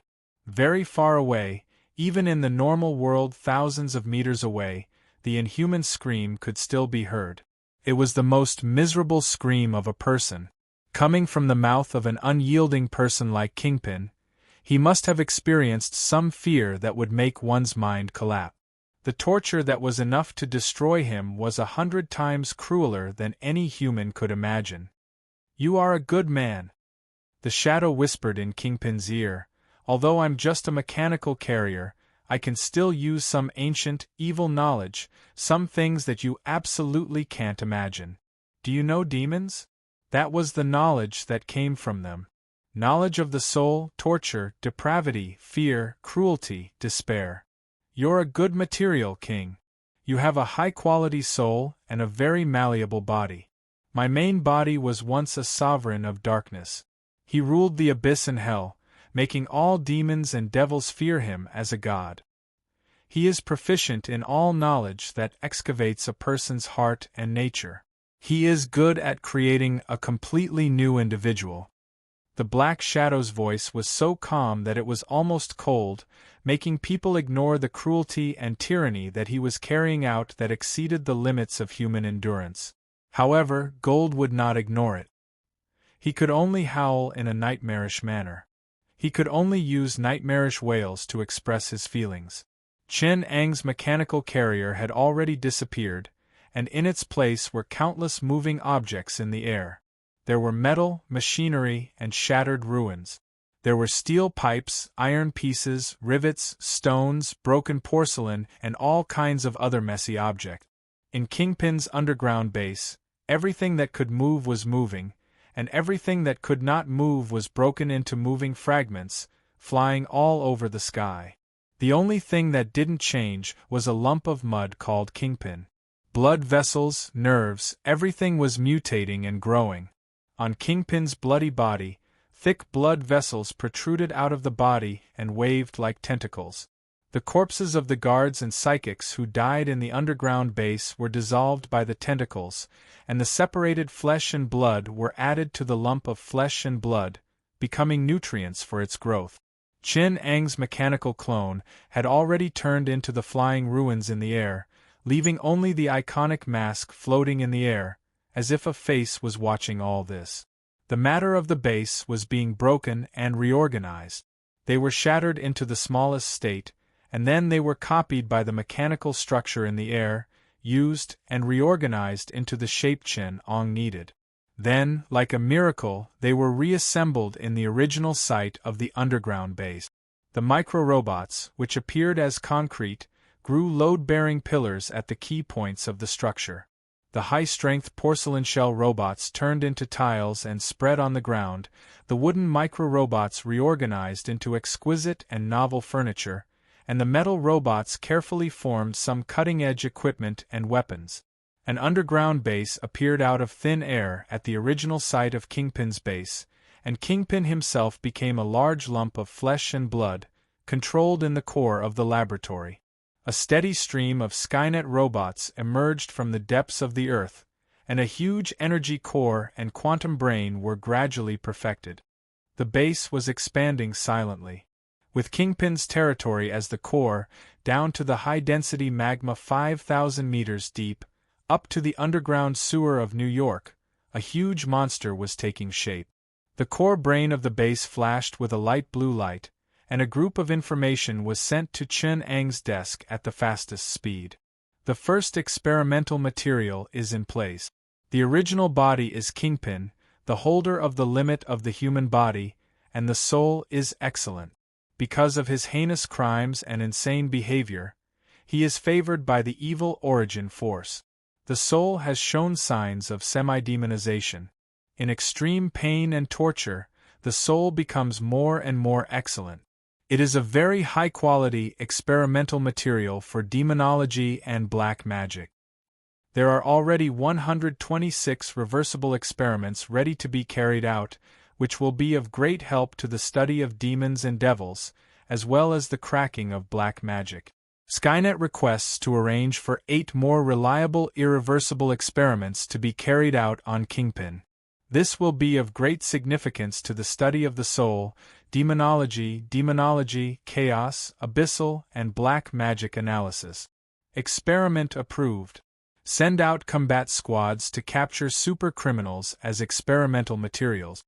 Under the curtain of night in New York City, some young girls appeared on the streets with blank faces, and some well-dressed teenagers, young people, middle-aged people, and old people looked around in confusion. They felt that they had lost some memories that they didn't want to recall. They followed the memories and returned to those, a home without any relatives. Chun Eng's mechanical clone, with Dum's mask as the core, reassembled at the top of the Empire State Building. A large number of materials and videos about the rich and officials that Kingpin had were sent to him. The materials that hit the darkest side of human nature were placed in front of him. On the dark side of this world, humans unscrupulously released the darkness and cruelty in their hearts. They released the demons in their hearts in the most vicious way they could think of, and they proved their power to kill in front of the weak. Even if one ignored the material that could make people hate the world, just from those cold words alone, one could feel the chilling terror. There was no extraordinary power. There was no blessing of darkness, no demonic aura. On ordinary A4 white paper, one could smell a bloody smell that could not be dispersed. In this familiar place, Chun Ong once again stood at the top of New York, looking down at the city that was reborn from the long river of time. It was a world of wealth, prosperity, and distortion, a world where light and evil were both inside and outside. Skynet unfolded in the void, and a grand flow of information unfolded the world in front of Chun Ong. A lonely sigh. Chapter 172. We're in big trouble. Nick Fury's face had never been so livid. His brows were furrowed, and a murderous aura overflowed.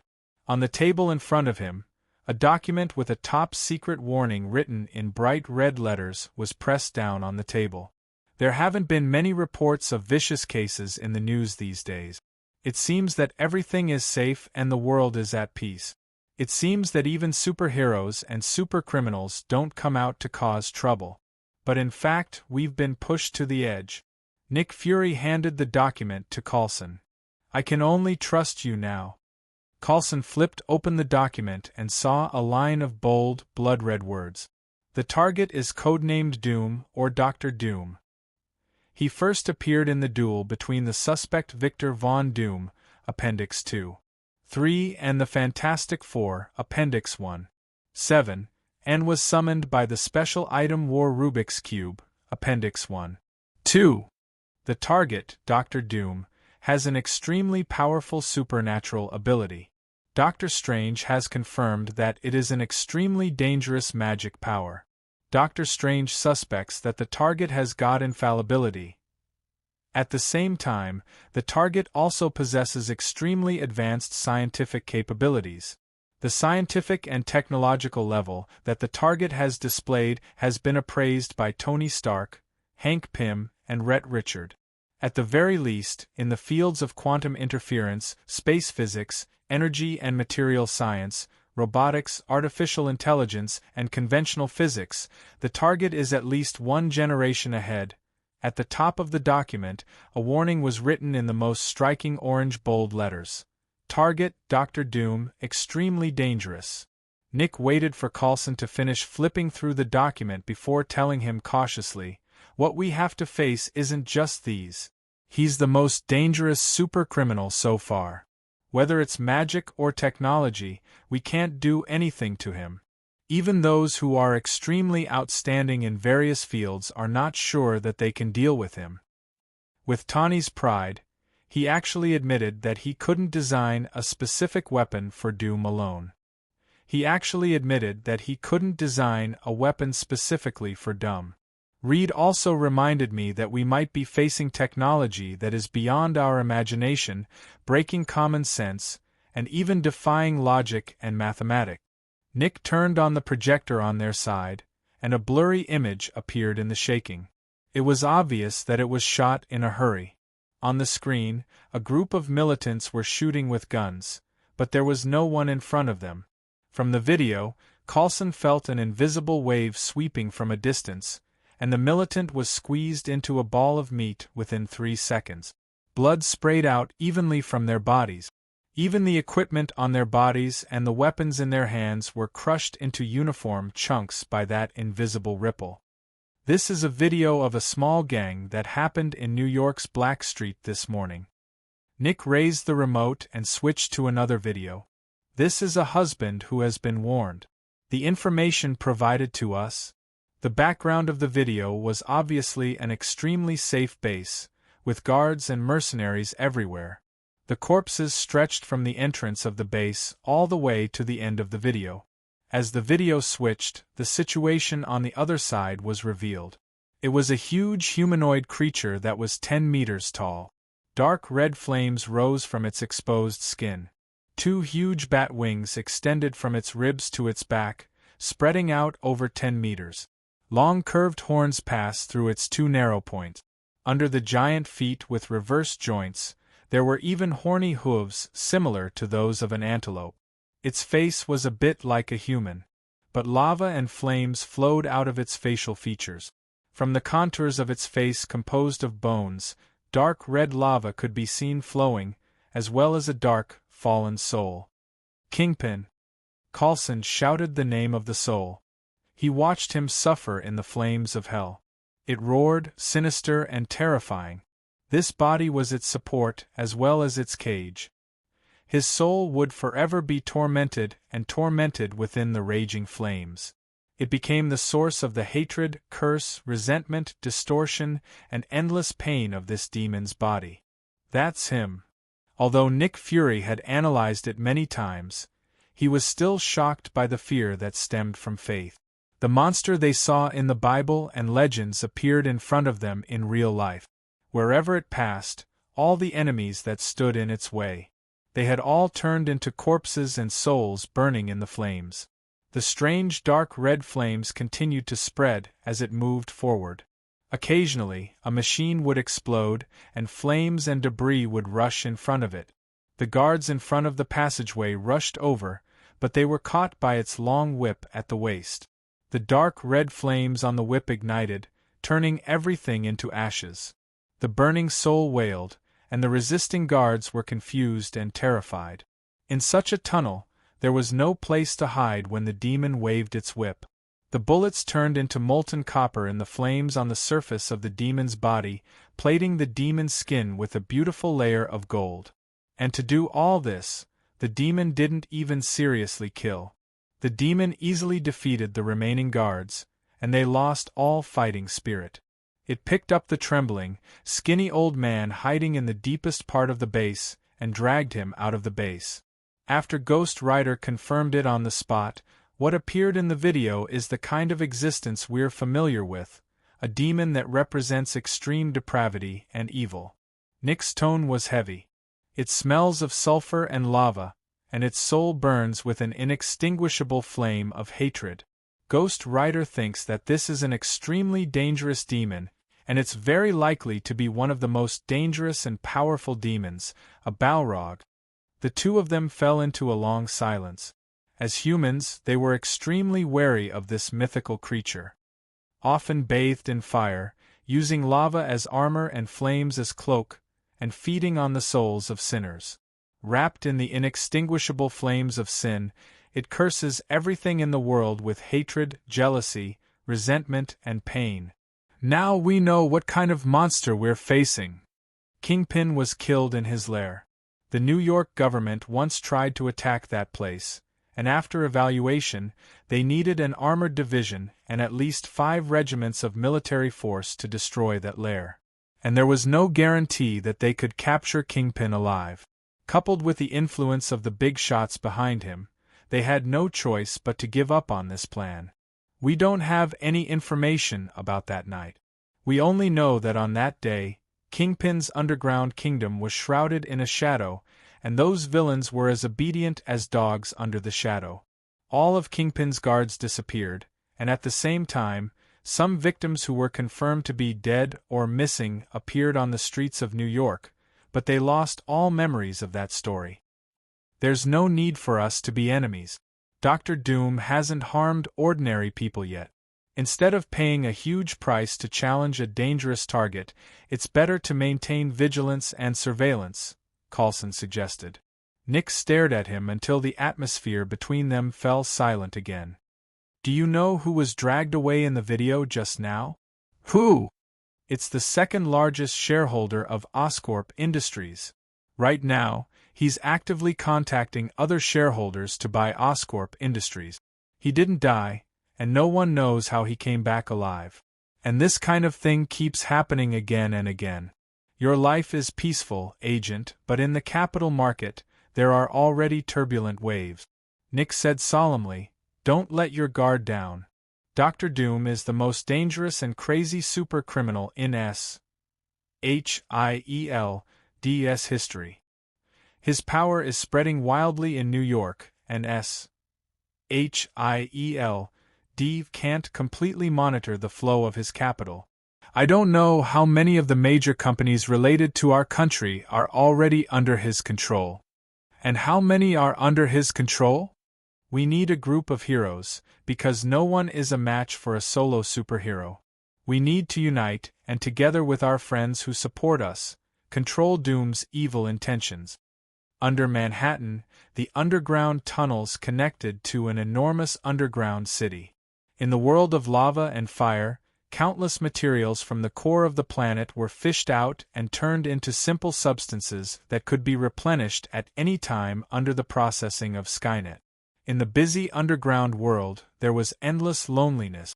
In the core laboratory, Chun-Ong stopped the experiment in his hand, shook his head, and whispered, "It's coming." Skynet was like a giant spider, and the extremely tiny robots it created were like a spider web spreading all over the world. A huge amount of information was collected by the robots, gathering into a vast and unparalleled information torrent for Chun-Ong to view and monitor. To be continued. Chapter 173. Tony Stark found something extraordinary in his lab. As a top scientist and technological genius, few things can bother him like this. He was young, rich, and talented. He was confident that there was nothing in the world that could baffle him. Until today, he found a special trace in J.A.R.V.I.S.'s code. If it weren't for his strong intuition, anyone would have ignored the extremely subtle trace. J.A.R.V.I.S. You're sick. Tony supported his forehead with his hand and looked at the row of pale golden code data projected in front of him. He no longer had his usual lascivious look on his face. I realize that perhaps I have really underestimated the people of the world. A very aggressive intelligence. J.A.R.V.I.S. You should be glad that this is just a tentacle that controls the network, just like a spider entrenched in its territory. It is the spider on the internet. Tony Stark quickly checked J.A.R.V.I.S.'s intelligent code. Fortunately, it's just a tentacle. The prototype of this intelligent virus should be infection and infiltration. If the main body of that intelligent program comes here, then I have to delete you, J.A.R.V.I.S. Let me check, where are you hiding? Tony Stark seemed to have met a beauty that made his blood boil, and he operated on the supercomputer in high spirits. Stark Industries' intelligent computer is definitely the most advanced in the entire United States. The computing speed of the light brain that has broken through the photon barrier is at least 5 years ahead of the entire world. This is also one of the most important pillars of Stark Industries. It was designed by Tony Stark's father, Howard Stark, and a miracle completed by Stark Jr., but the only problem is that this time its target is Skynet. Chen-Eng's consciousness directly controls Skynet. Chen-Ong, who got rid of the shackles of the body after the divine change, sublimated himself into a higher concept, and his consciousness therefore showed a more complex existence. What humans can recognize is only a part of him. Chen-Eng's final consciousness is a three-dimensional and complete way of existence. Anyone who tried to pry into the existence of his personality could only see the surface of humanity, just like intelligent life in a two-dimensional world trying to pry into the existence of a higher dimension. They could recognize a distorted appearance, but they were not on the same level. This kind of recognition would always be incomplete. Although it was only his consciousness that descended into this world, it was no longer important to Chen-Ong whether he had a body or not. He could control Skynet at any time, and as long as he knew its form, he could become any form of life. Of course, that was only limited to the material world. Skynet had yet to break through the physical barrier. Tawny searched for traces of Skynet in the world of the Internet. In a world of protocols, data, and rules, power is the strongest hacker. Stark Industries happens to be one of the international Internet service providers. It can be said that the architecture and protocols of the Internet are determined by them. All the firewalls are open to him, all the data that is confidential to users is at his disposal, and he can access the backdoor and loopholes of the data protocol at will, and even touch the forbidden areas of the law. Tawny believes that there is no more powerful hacker in the world than him. With the help of JARVIS and the supercomputer, he can quickly find that guy. "Are you looking for me?" The light screen projected in front of Stark suddenly turned black, and in the center, these 3 words flashed. Tawny's face was black, and he pretended to be calm, trying to forget the shame of being played. "Although it's hard to believe, I have to admit that you surprised me. In the eyes of the ignorant, the Internet is a magical thing. It seems to be like a world. Of course, we all know that this is impossible. The Internet is a man-made technological object that can be understood, learned, and controlled. In the eyes of people who don't understand the Internet, data and networking are like magic, and hackers are magicians. But not in my eyes. Hackers are just low-level technical workers who can't violate the fundamental laws of the Internet," Tawny said with certainty. "Now, tell me, what did you do to control all this and break the basic laws of the Internet to come in front of me? Did you invade my home?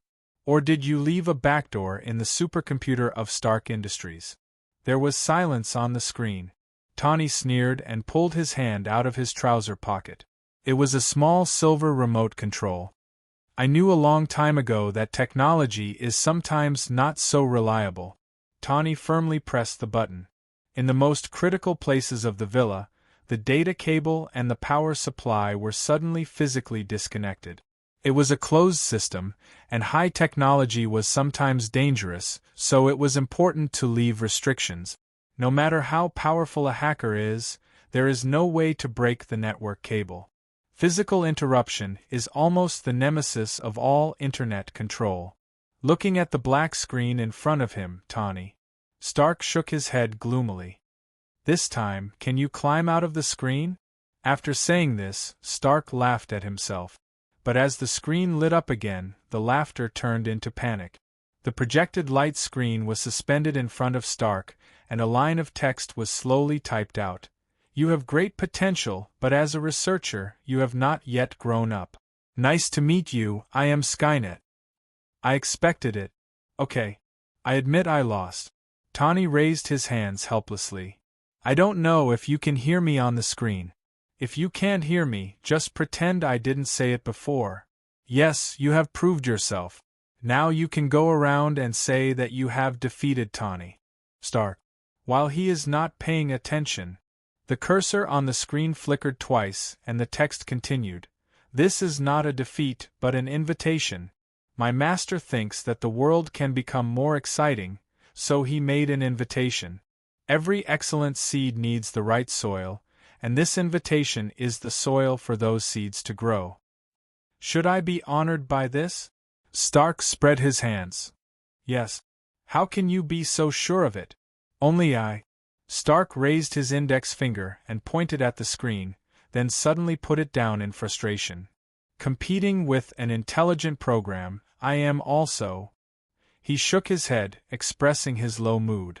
In my data, you're one of the top researchers. Your research is accurate, stable, and full of imagination and creativity. There are not many people who can achieve great achievements in theoretical science and practical technology at the same time. You are the youngest one, but you seem to be wasting your talent in a life of debauchery. How I live is my own business.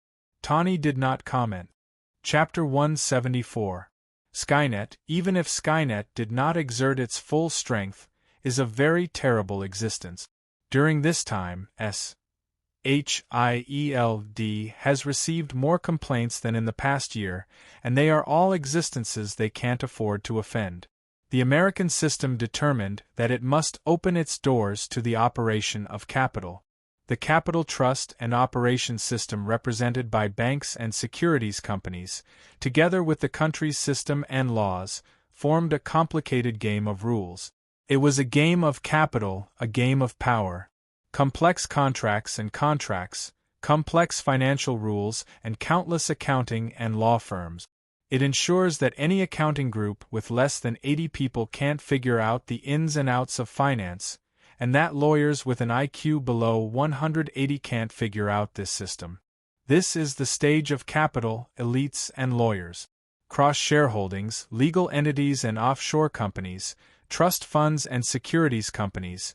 The will behind the capital was like an invisible hand, controlling the entire economic system through all of these. The control power of these large and small funds and investment companies is always gathered in the hands of a few families in a dazzling shareholding and contract. Oscorp's owner is Norman Osborn, and the chairman of Stark Industries is Tawny Stark. But who knows who the people who threatened to step down to force Norman to transform into the Green Goblin and warned Stark not to give up the arms sale. Thanks to the Office Information System, Chen Ong knows. He knew the network of capital that was hidden under complicated contracts and commissions. From banks to securities companies, from investments to shares, all the files and data that were on file and not on file were under the control of Skynet. Chen Ong knows those complex and headache-inducing relationships like the back of his hand. How can anyone figure this out? According to countless of the most complex laws and contracts, capital markets across the world. It took all the time since the birth of human finance to interweave a system that even the most powerful team of lawyers and accountants can't figure out. They should be safely in the hands of those who make the rules and referees of the game. What controls it? What controls office information and creates legal persons and companies all over the world? What takes away capital from their hands little by little according to those dazzling laws and contracts with cumbersome and complex procedures? Pentagon. To the Skynet Battle Command, the Spider Project Battle Center. According to the latest data, the mysterious Skynet of the Internet and information data has directly controlled more than 200 funds. This is only the part of the evidence we have. At least 10 times more financial institutions have been handed over. During this period of time, the flow of financial capital is 20 times more than usual. 4 trillion USD of capital might be controlled by Skynet.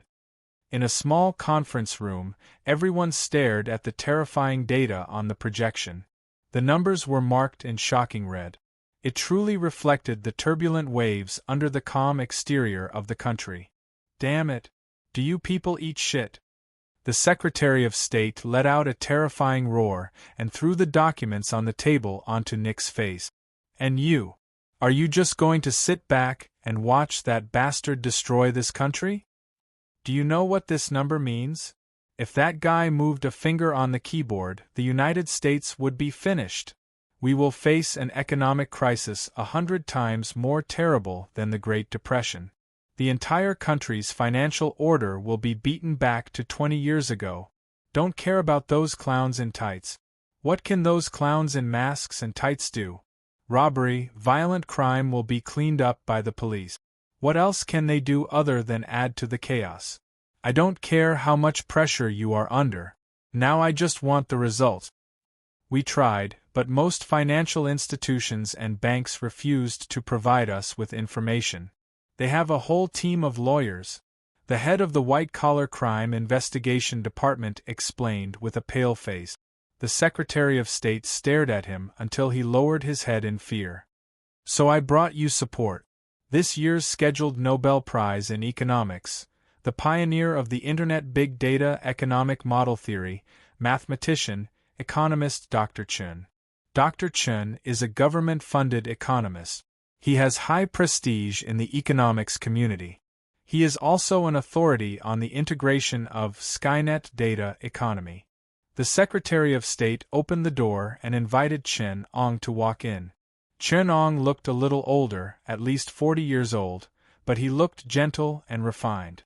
Although he had an elegant temperament and was dressed exquisitely, the characteristics of Asian were still very obvious. Asian? Some people secretly questioned, but the Secretary of State immediately stared back. Skynet is a concept. We don't really understand it. Chen Ong stood on the stage and explained to the people below.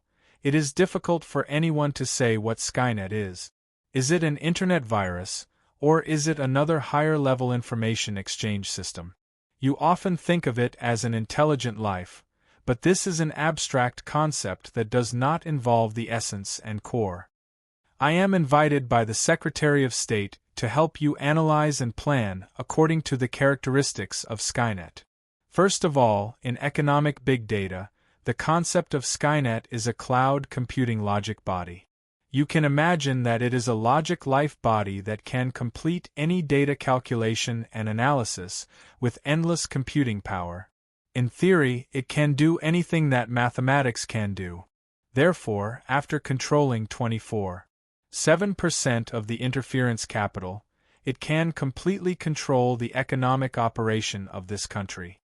Although what you said seems to make sense, I have to interrupt. Nick Fury shook his head and said, "The foundation of this world is people.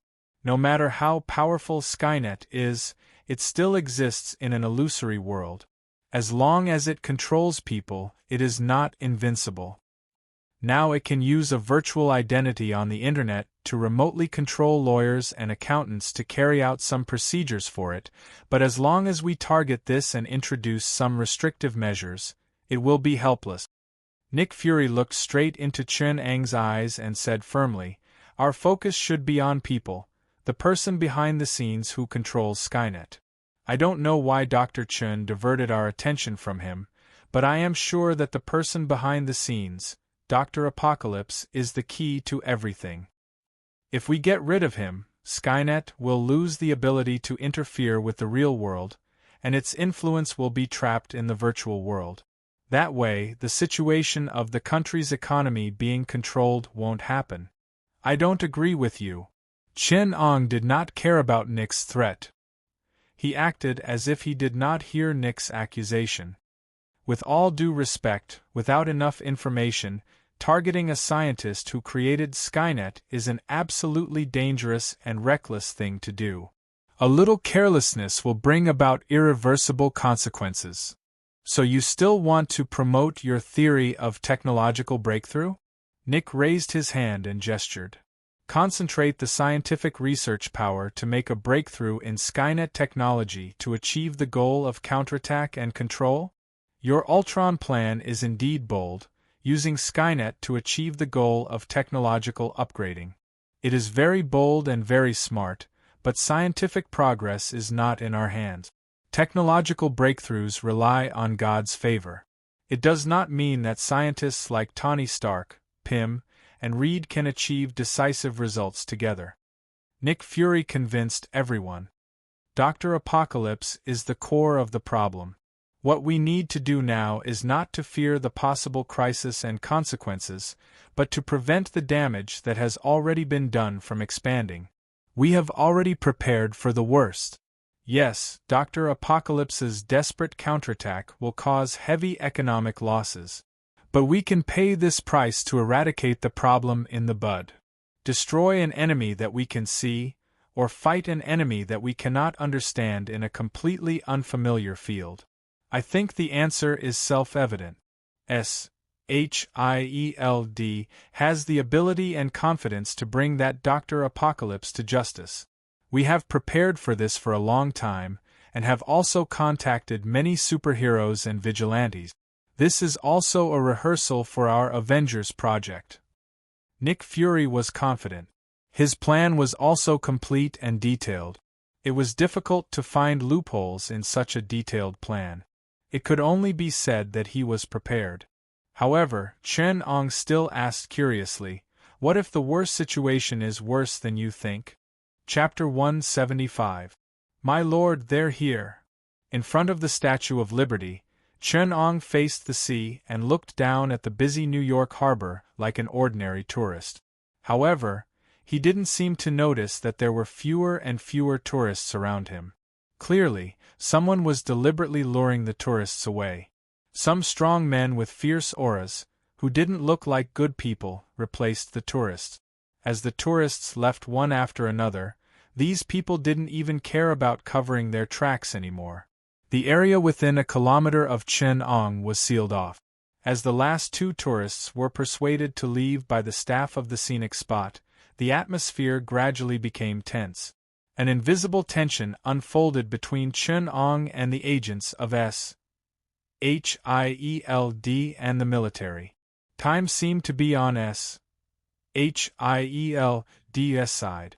The longer they delayed, the more combat power they could use. I feel a little strange, Reed said to Nick Fury. Dr. Doom is a very scary super criminal. When he killed Victor, I was beside him and I was terrified. He's a cold-blooded and ruthless person. There's no way he doesn't know that hostages are our biggest threat and the most advantageous weapon in his hands. But the evacuation of the tourists has been successful. No matter what tricks he has, I have 10,000 ways to make him die without a whole corpse. Nick sneered. SHIELD isn't here to make a living. Mr. Miraculous was still a little worried. There were many superheroes who responded this time, and it was already the biggest operation in recent years. SHIELD had mobilized all their resources, so there was no reason for them to fail. It's too strange for him to come out.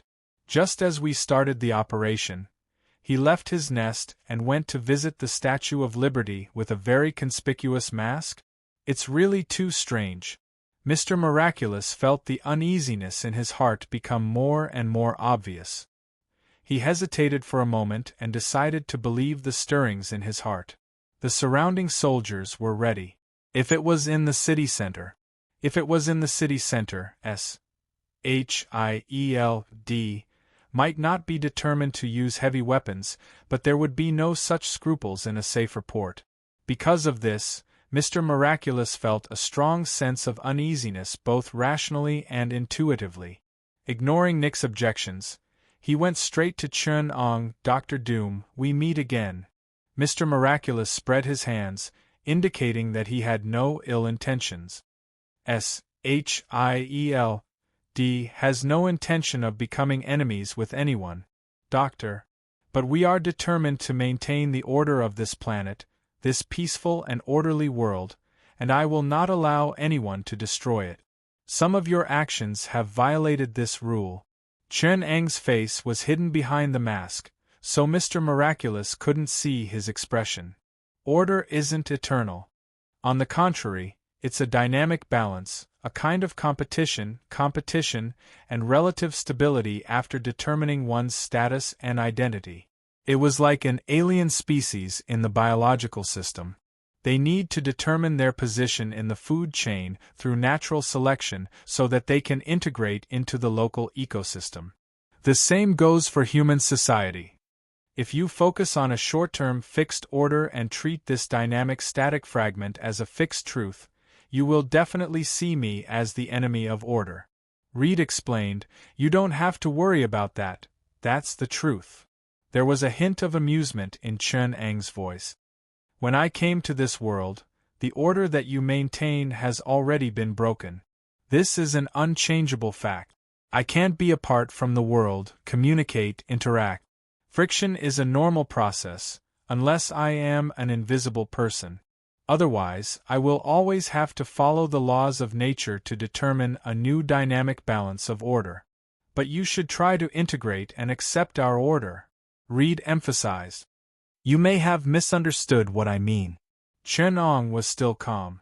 "Choosing how to adapt to the dynamic balance of this system is my business. All you can do is accept it. My choice is the law of nature. The strong will be the king." Reed's expression turned ugly. "If you choose war, then you'll have to go to war. That is equivalent to choosing destruction. Shield won't sit back and watch. We will do everything we can to destroy you. I don't care how you respond." Chen Ong looked back at SHIELD's special agents and the military, leaning against the railing behind him. "If you still don't understand, I can give you a vivid example. Do you see the ground under your feet? What happened here hundreds of years ago? Everything the European colonists did was based on the dynamic balance of the laws of nature. The order of America hundreds of years ago and the order of this land today have never been fixed. This is the result of the contact between civilizations, finding their own position in the dynamic order." Reed clenched his hands tightly. His heart sank deeper and deeper, and the suffocating sense of crisis became heavier and heavier. The sea of New York Harbor was also getting calmer. This was obviously abnormal for a prosperous port that never slept. Even Chen Ong was a little surprised that the arrogant American government was actually willing to bear such great pressure and stop the operation of the port. The buzzing sound of electric current was extremely obvious in the silent sound of the waves. Chen Ong could already see some tiny electric lights jumping between the iron railing and other conductors. This kind of disorderly and extremely chaotic current frequency was enough to short-circuit any electronic product. Chen Ong was no stranger to this kind of reaction. Electromagnetic pulse, directed energy weapons, dozens of white phosphorus incendiary bombs fell from the sky. The hellish weapons dropped by fighter jets from several kilometers high in the sky left hundreds of brilliant trails in the air. It was a high-temperature white flame that was thousands of degrees Celsius, falling from the sky like a meteor shower. An orange-yellow trail flew over from afar. At a low altitude, a scorching heat wave and vibration could be felt. Almost in an instant, hundreds of white phosphorus incendiary bombs were gathered together by the orange-yellow man on fire. The blazing flame distorted the air, like another more dazzling sun in the sky. At that moment, the thunderbolt flame swooped down from the sky. Tens of thousands of poisonous white phosphorus flames wrapped around him like 10,000 stars. The air around Chen Ong was directly hit by the shock wave and exploded with a loud bang. The powerful shock wave hit Chen Ong, and the sky seemed to have turned into a swamp that pressed down on him. The mud was sticky under the heavy pressure. Stupid Chen Ong was not affected by the air resistance. He just stretched out his right hand and pressed on the somewhat condensed air in front of him. The silk-like gravitational force was like a flexible palm, passing through his right hand through the wrinkled void and transferring power to the front of the thunderbolt. The hand touched and clenched, and the heavy and thick cloth that was like a curtain was torn from the middle. The invisible air was torn open by this huge force. It could be seen with the naked eye that the blazing white flame in the air seemed to have been sucked dry of the air in the center. It suddenly exploded from the center, as if a huge red flower was ignited in an instant. The thunderbolt screamed as it was hit by the void that was torn by the gravitational force. The controlling force that was evenly distributed on the particles instantly tore his flame body apart, causing him to fall head first. Chen-Ong twirled the seemingly substantial field line in his finger. It was as if in the void, the dimensional line that represented gravity had been stirred, causing the friction of the matter several kilometers around him to increase by a tiny bit. The constituent molecules of the matter were slightly rubbing against each other in this gravitational wave. Dozens of fighters on high alert lost control at the same time. The friction coefficient of the key parts on the fighter jet had a slight change that could not be detected. Human cutting-edge weapons hit New York Harbor without fighting back, and several fighters fell between Chen-Ong and S.H.I.E.L.D.'s combat forces. The parts broke into thousands of pieces and collided with each other on the ground, creating countless sparks and eventually igniting the fuel tank. Chen-Ong was very close to the fighter. He felt the sparks in front of him and pressed down with his right palm. He didn't care about such an explosion.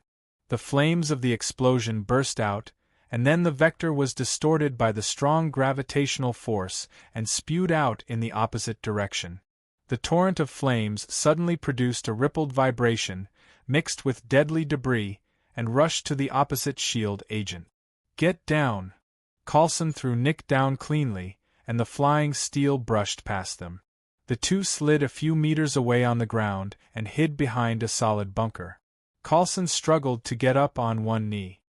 His left hand was cut from his shoulder to his elbow, and his back was cut by titanium alloy part. At this time, it was already bloody. The stone man knocked away the Statue of Liberty and fell heavily to the ground from several floors high. His body, which was as hard as a diamond, was torn open by gravity through his waist and abdomen. The hard concrete ground on the ground exploded violently, and the concrete mixed with steel fragments was thrown up from the ground like bullet.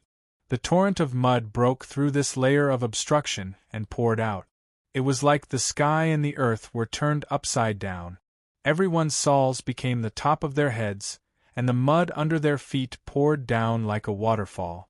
Limited to 1 kilometer around Chen-Ang's body, the sky and the earth were turned upside down. The gravitational force that originally bound the material soil was turned into a repulsive and centrifugal force. Hundreds of millions of tons of huge mud wrapped everything on it and poured up, like a huge mud pillar rushing out of the ground. Tall buildings shattered and the army collapsed. At this moment, Chen-Ong was suddenly silent around him. Only the sound of the mudslide rushing into the sky could be heard. It floated higher and higher, higher and higher, until it reached a height of hundreds of meters, so that the entire New York City could see the huge torrent of mud rising into the sky. With a slight press of Chen-Ang's right hand, it poured on the ground. Chapter 176. Chen-Ong stood on the Statue of Liberty and looked down at the ruins. From the New York harbor to the Hudson River, broken concrete and tumbling earth formed a wasteland. Broken rocks, messy steel, and corpses dotted the wasteland. Everything that used to be on this land had disappeared. The army, the agents, the bunkers, and the buildings, they were buried under billions of tons of soil and were sucked into the millstone made of concrete and rock. Their bodies were smashed to pieces, and their flesh seeped out of the soil, dyeing the ground dark red. Chen-Ong had wiped out nearly 4 levels of S.H.I.E.L.D. elites with a flip of his hand. Many outstanding agents and soldiers had fought with the hope of victory, but all they received was death. Chen-Ong stood above freedom and trampled on honor and faith. Around him, death and despair were everywhere. A suffocating sadness pervaded the entire battlefield. Although there was only one target, this conflict had already surpassed the scope of crime or attack. It had become a war between a man and a country. On the other side, around the battlefield, the New Yorkers who saw this war felt a violent shock. The Pentagon, which was monitoring this place through satellites and electronic equipment, was also deathly silent. When the pillar of soil soared into the sky, all of New York saw it, and when it landed, the entire city felt it. A large stone hand lifted up the huge concrete slab buried above his head. The stone golem used its body to protect Sue as it crawled back to the surface. Mr. Miracle came out from the other side, and Thunder Flame also flew back. Seeing this bitter battlefield, he suddenly became speechless. "Oh my God!" Sue covered his mouth. "Did you call me?" Chen Ong floated in front of them. "What did we do? What did you do?" Mr. Miraculous, Reed, looked around in fear. He asked in a trembling voice, "Look at what you've done. Is this what you want?" "Yes," Chen Ong replied calmly. "Perhaps you think I'm a butcher, but from my point of view, this isn't something difficult to accept. Is life worthy of respect?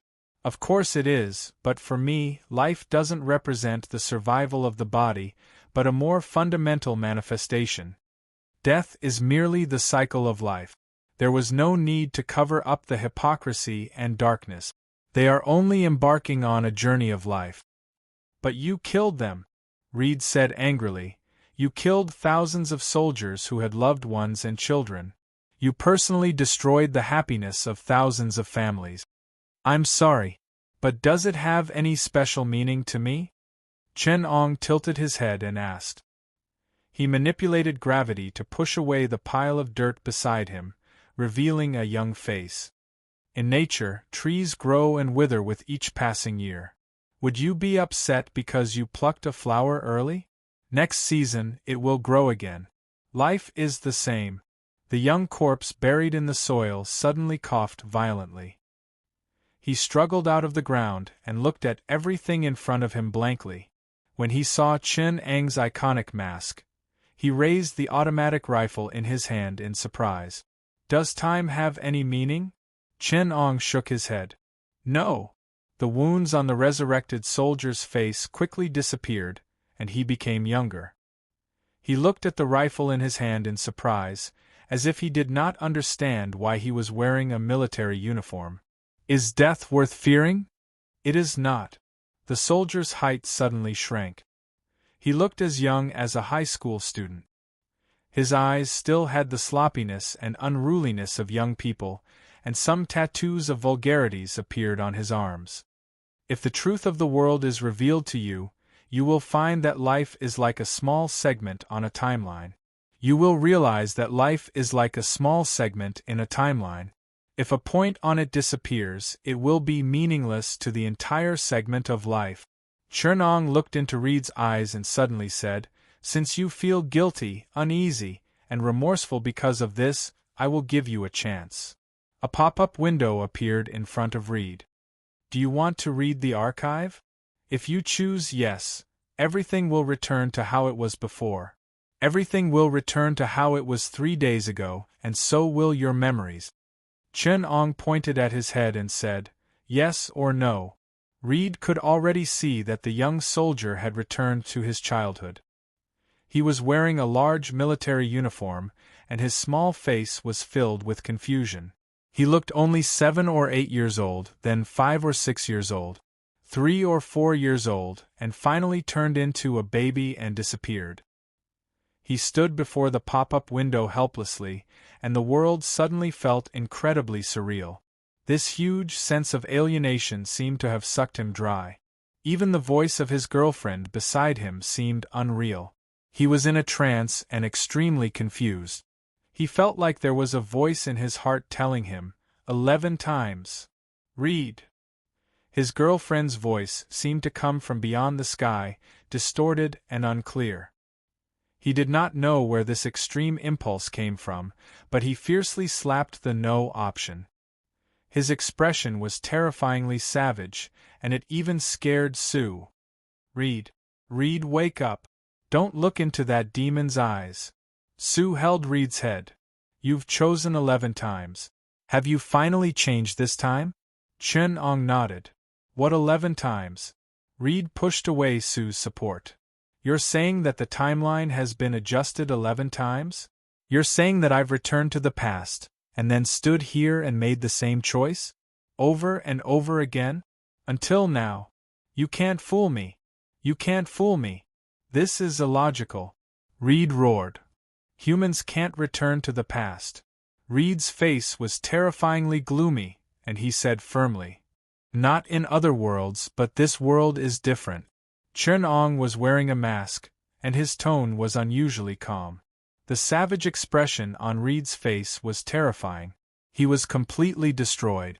Sue hugged him tightly and kept reminding him, "Don't look into his eyes.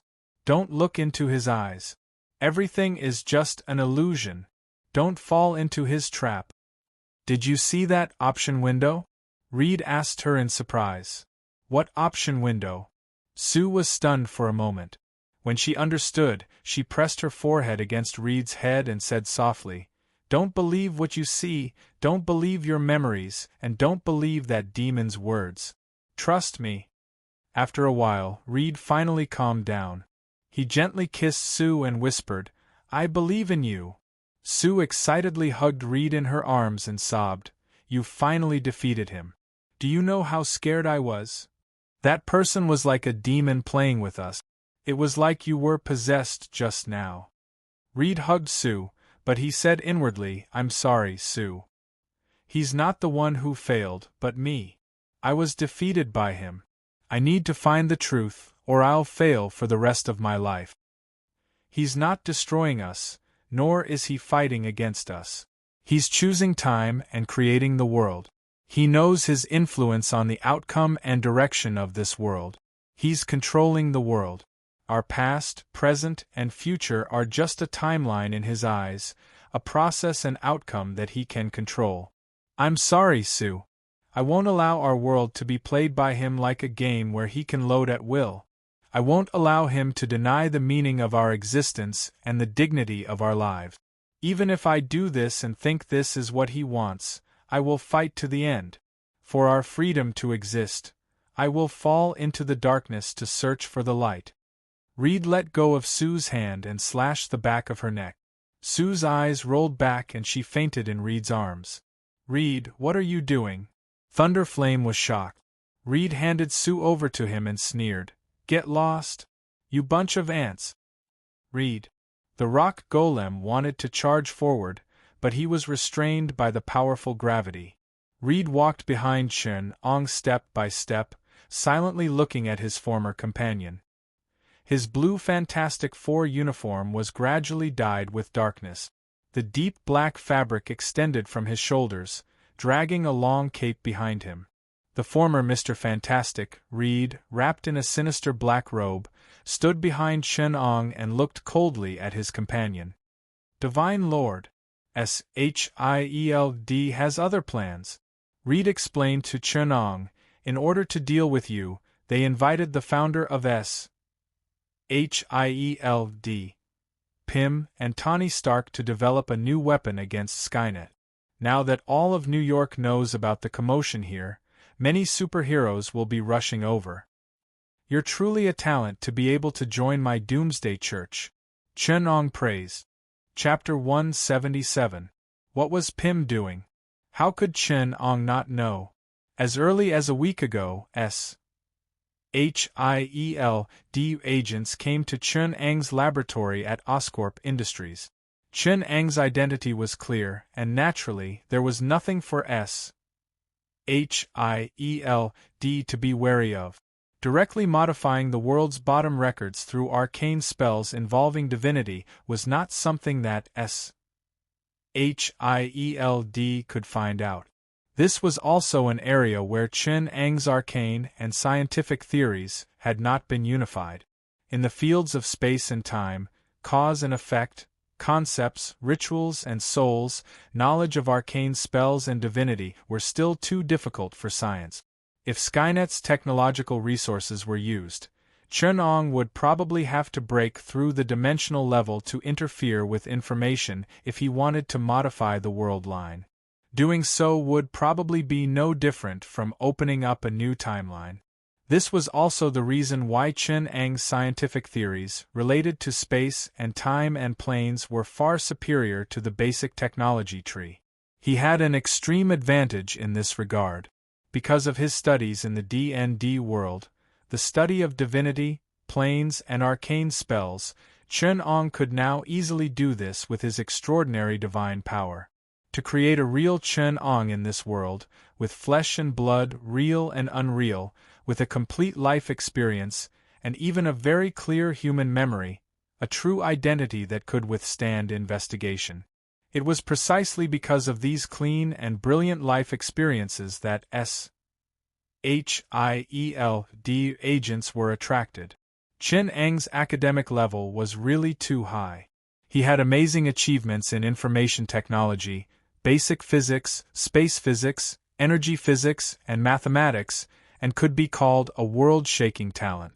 He had his own laboratory at Oscorp Industries, and Oscorp was now an asset of Skynet. After that, there was Chen-Eng's suggestion at SHIELD, as well as the subsequent exchange with Pim. We hope that the two of you can work together to complete this scientific research mission, Nick Fury said sincerely to Chen-Ong and Pim, who were sitting in front of him. He handed the documents in his hand to them. I know that both of you don't want your research to be used to kill people, but this time we're not here to kill. We are here to save. He turned to Hank Pym and said, the hostile takeover of Pym technology is related to this incident. Dr. Doom and his Skynet are destroying the foundation of the entire country. We have reason to believe that the hostile takeover of Pym Technology and Osborne Industries in the past few days was controlled by Dr. Doom. Our country is in an abnormal state. It needs your wisdom. Even as the director of SHIELD, Nick could make a move on those anomalies in tights. However, he did not dare to criticize such a strategic-level scientist. Even without mentioning the giant corporations behind them, just their influence alone was not to be underestimated. Pym is an authority on microphysics and one of the founders of SHIELD, while Chen-Ong is another all-field scientific research hegemon. Pym particles are very dangerous. Hank squinted at Nick and sneered, Don't talk to me about national justice. When I was fighting for my country, you were still sucking on your mother's milk. You're protecting the peace of the United States, and I'm banning the further application of Pym particles. I'm protecting the safety of the universe. Your greedy eyes only see its power, but do you have a clear understanding of its danger? Nick could not say that he was not a competent director of SHIELD, but he was a politician after all, and he could not think from the perspective of a scientist. The first lesson of every researcher in an experiment must be the baptism of safety and morality. The better the scientist, the more cautious they would be about their own research, because it could destroy the world. Not all scientists were like Chen-Ong, who had many samples of the world to study. There was only one world for them. No matter how crazy they were, they had to have scruples. How do you plan to use our wisdom? Chen-Ong asked as he closed the document. Nick heard Chen-Eng's words. He was instantly excited. Not rejecting immediately was the best answer. He replied cautiously, We plan to use Dr. Pym's mature design, the Ant-Man miniaturized combat suit, and select the best agents to use and operate it, using the energy weapons created by you, Doctor. Nonsense. Chen-Ong interrupted him. Don't insult my invention with such a stupid design. Do you think humans are the best creatures at war? Why do you want to fight in a stupid suit? Two of the world's greatest scientists are standing here, and you plan to let them do the work of a weapon designer. Chen-Ong sneered. Nick, you're very bold. What's your plan? Let Pym adjust his tights, and then install my micro-interference ray on it? Why don't you find a university student to do the job? I could do that when I was 6. Pym added with an ugly expression. So the two of you are. Nick could not react. Chen-Ong nodded. We agree.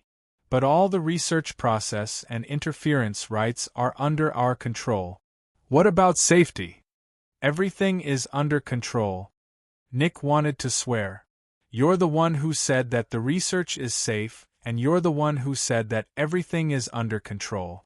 You're the one who set the standard. But he did not dare to say this out loud. He obediently brought the two masters who he could not afford to offend. Back at SHIELD's secret laboratory. What was Pym's particle? No one knew this better than Chen Ong. Nominally, it was a special separated subatomic particle that could change the size of the mass of living things, but in fact, the mass of the object had changed after Pym's particle was adjusted. An ant-man could sit on an ant, and a tank could be hung on its waist. If their mass was not changed, then the density of the human body and the tank would be comparable to the planetary matter of a white dwarf. According to the pressure formula, if the mass remained the same but the area of force changed, and the pressure increased, then the smaller ant-man would definitely cut into the Earth's core. Therefore, changing the mass without changing the momentum, reducing the weight while still maintaining the dynamic potential energy of a large volume of mass, could not be explained by reducing the distance between atoms. Any interstellar civilization that could explore white dwarfs and neutron stars would have in-depth research on atomic distance, but no civilization had ever been able to complete such a magical subatomic particle. So, Pym's particle is essentially the interference of another dimensional state. It can transform objects into a parallel dimension in a certain way. Chen Ong observed the structure of Pym's particle on the quantum scanner and discussed with Dr. Hank. Yes. Dr. Hank looked curiously at the experimental equipment that Chen Ong moved to SHIELD and explained to Chen Ong, I call this parallel dimension the cosmic dimension. The collapse and filling of matter also originate from this dimension. Objects that are shrunk are not shrunk in the physical sense, but are transformed into a parallel dimension with us. You've discovered the other side of matter, the properties of their relative space-time dimensions. Chen Ong exclaimed, the number of spatial dimensions, the number of aspects of matter in the dimension. Dimensions are endless, so the dimensional properties of matter are also endless. It's a miracle to be able to find such a special dimension in infinity. Chen Ong took out an arm-sized ray meter and aimed it at the ant in the petri dish.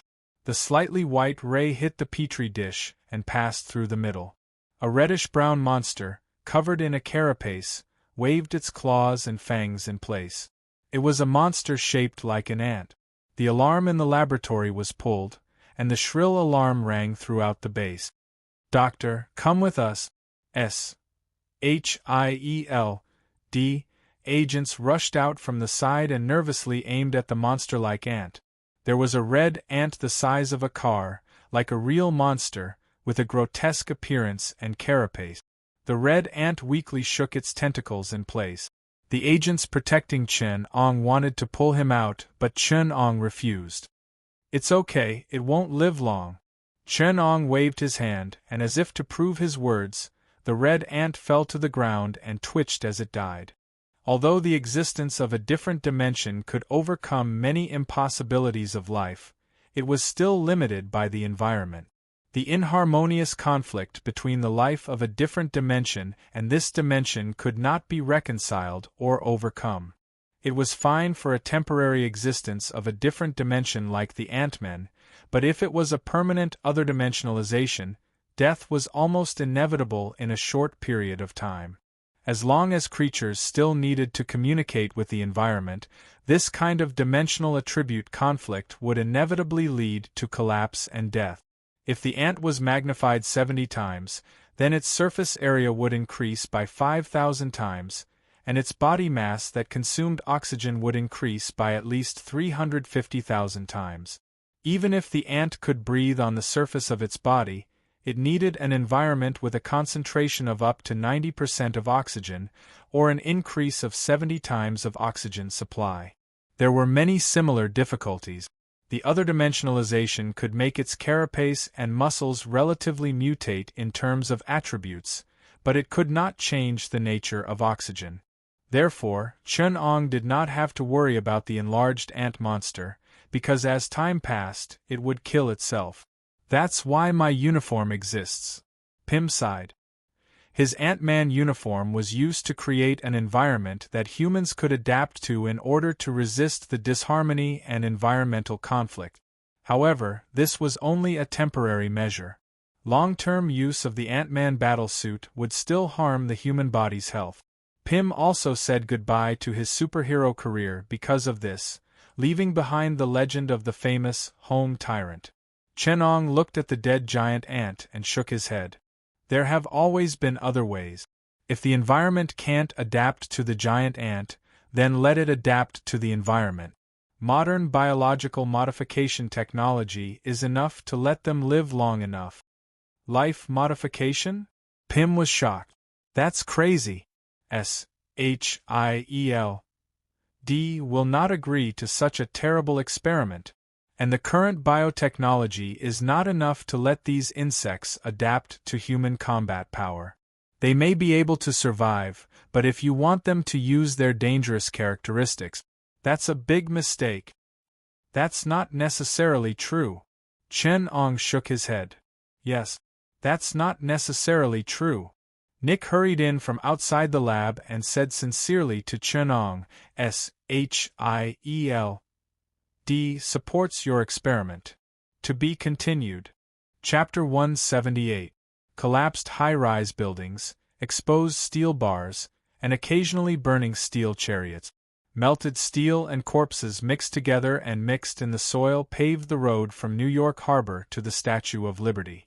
Looking up, there were ruins and wreckage of the city everywhere, as if the last cries of thousands of souls buried here could still be heard. The arrival of the apocalypse reminded the world of the long-lost fear. In this silent ruin, the black blood mud suddenly collapsed into a huge whirlpool.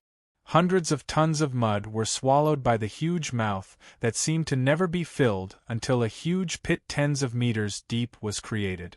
The soil near the surface suddenly bulged, and a dirty muddy hand reached out from this huge grave. Nick Fury and Coulson climbed out of the soil with difficulty. The experimental Ant-Man combat suits they wore saved their lives. With the help of their reduced size, they successfully avoided the most terrible impact. In the end, they could even use the Pym particles on the combat suits to shrink the soil layer on their bodies and escape. But Nick would rather die in this disaster. He looked around, his expression blank and confused. His once strong and powerful hands could only tremble at this time. This man who was as unyielding as steel seemed to have lost his soul, and his body instantly became a lot thinner. Nick Fury, you idiot! Congratulations, you've performed a disastrous defeat in front of the whole world.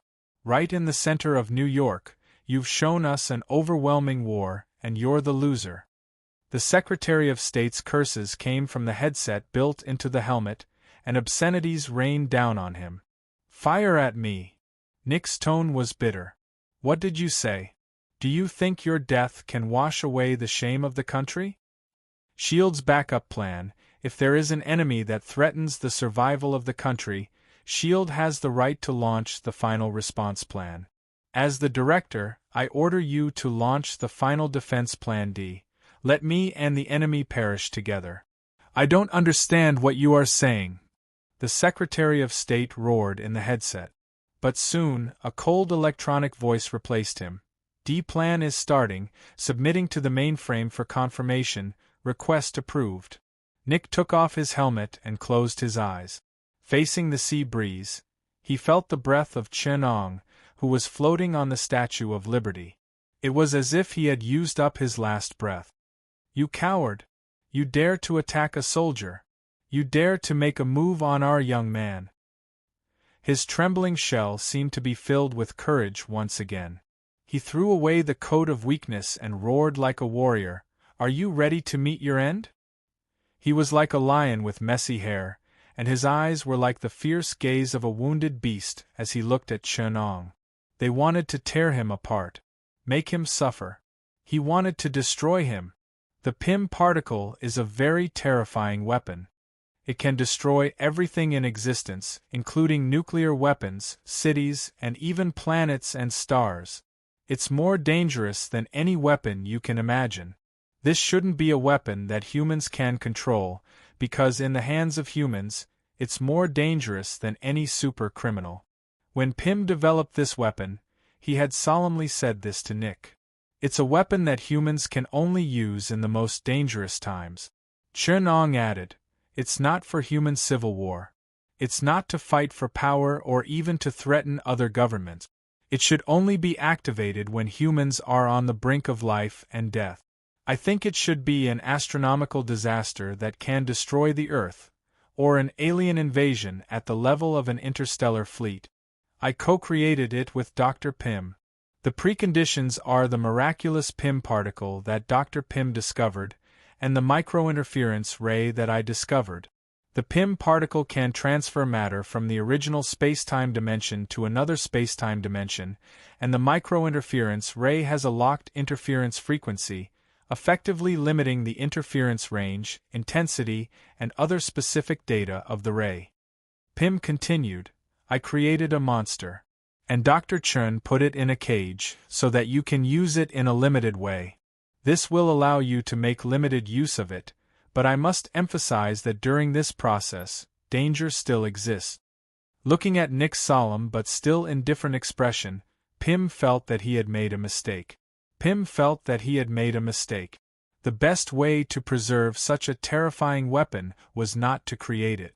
He personally hung the sword of Spartax over the human's head. If it wasn't for Chen-Ang's scientific theory that tempted him, he would never have created such a thing. Chen-Ong pointed at a huge ray generator and said to Nick, the microinterference ray can control the interference range, intensity, and even the result of the ray. Its accuracy can even reach the level of interfering with 1 grain of iron out of 100,000 grains of sand. If the Pym particle exists in the form of a microinterference ray, then it can destroy any matter in the universe. In the shield building not far from New York Harbor, densely packed cables extracted a huge amount of energy from the arc's reaction. The ray generator that Chen-Ong had personally created at the top slowly began to operate. Dense blue energy gathered in the energy room, pressurizing the Pym particle and transforming it into an active subatomic form. In Chen-Ang's opinion, Pym's greatest invention wasn't the Pym particle, but the container that contained the Pym particle. This substance that could not be shrunk was the key to the application of the Pym particle. However, in the face of the increasing energy intensity and the exponential increase in the energy level of the ray, the strength of this substance was somewhat insufficient. An operator accidentally touched a low-energy Pym particle, and then he disappeared in front of everyone's eyes. Some of the surrounding objects began to disappear, as if there was an invisible hole in the air. The ray was finally fired from the generator, and a dim white light shot directly at the Statue of Liberty. After enjoying the repeated nightmares of heaven and earth, the few people present were once again fortunate enough to witness another great achievement of mankind's self-destruction. It was a terrifying power that was enough to wipe out this young race, this tiny planet, from the universe 1,000,000 times over. This kind of scene would only appear in nightmares. Even disaster movies couldn't imagine this kind of terrifying power. A huge depression appeared in the chest of the Statue of Liberty. Then, it only took 200,000th of a second to expand to a diameter of 1 kilometer. Because of the microinterference device, it was finally limited to the narrow range of New York Harbor.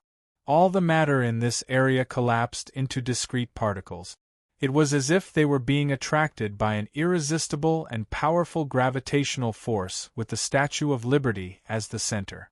These matters barely maintained their original forms and wrapped around the center to form a huge ball of matter. Liquefied gas, scattered soil, concrete, and even corpses were compressed into a ball.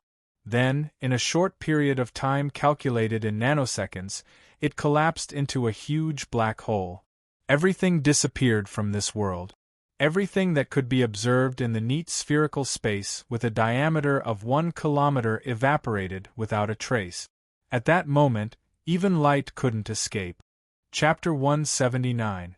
Everything is over when the microinterference ray carried Pym particles and swept across Nick, The thoughts in his mind were very long. This was his only thought, which made him give up resistance and calmly float in the air. Yennefer, after paying such a high price, everything is finally over.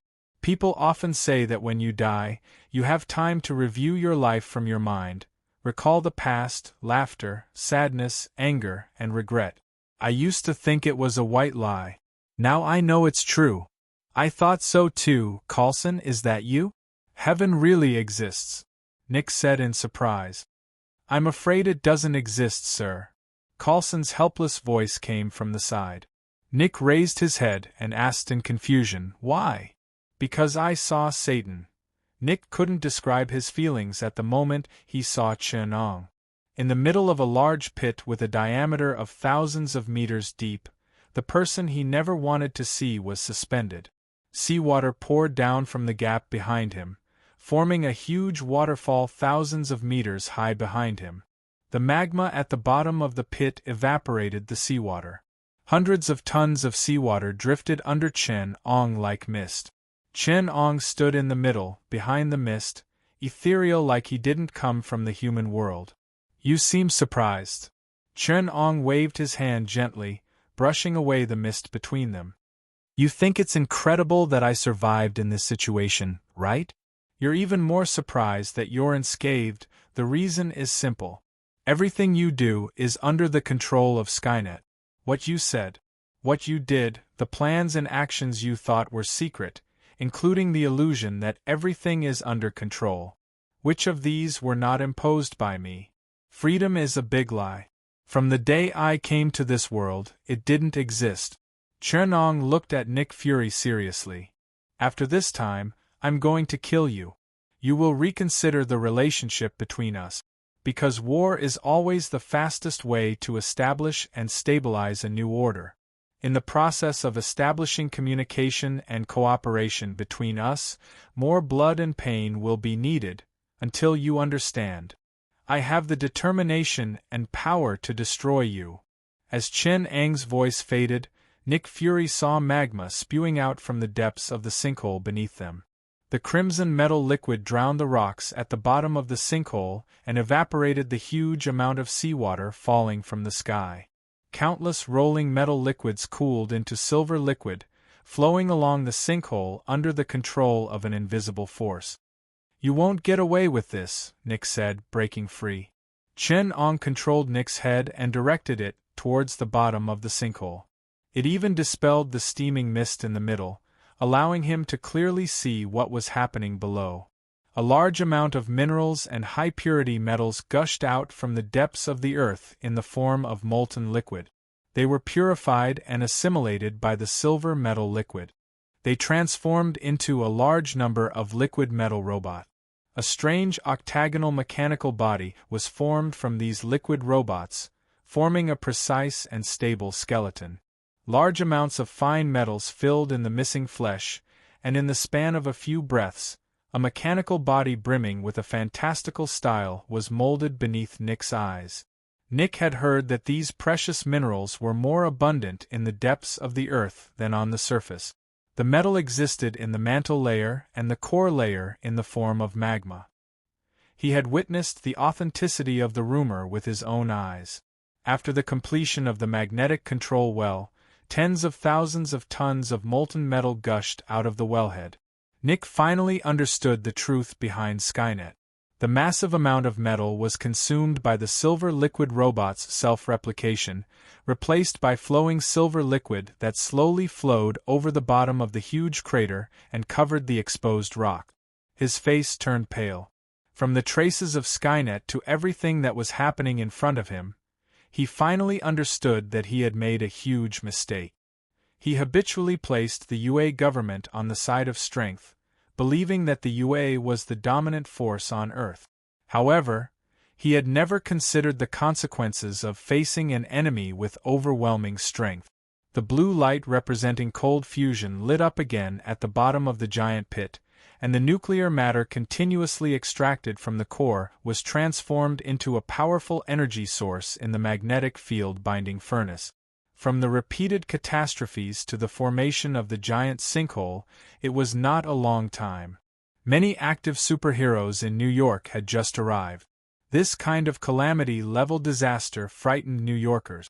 The huge sinkhole was a constant reminder that they had once again brushed shoulders with the Grim Reaper. What happened here? Spider-Man looked down from the edge of the giant pit.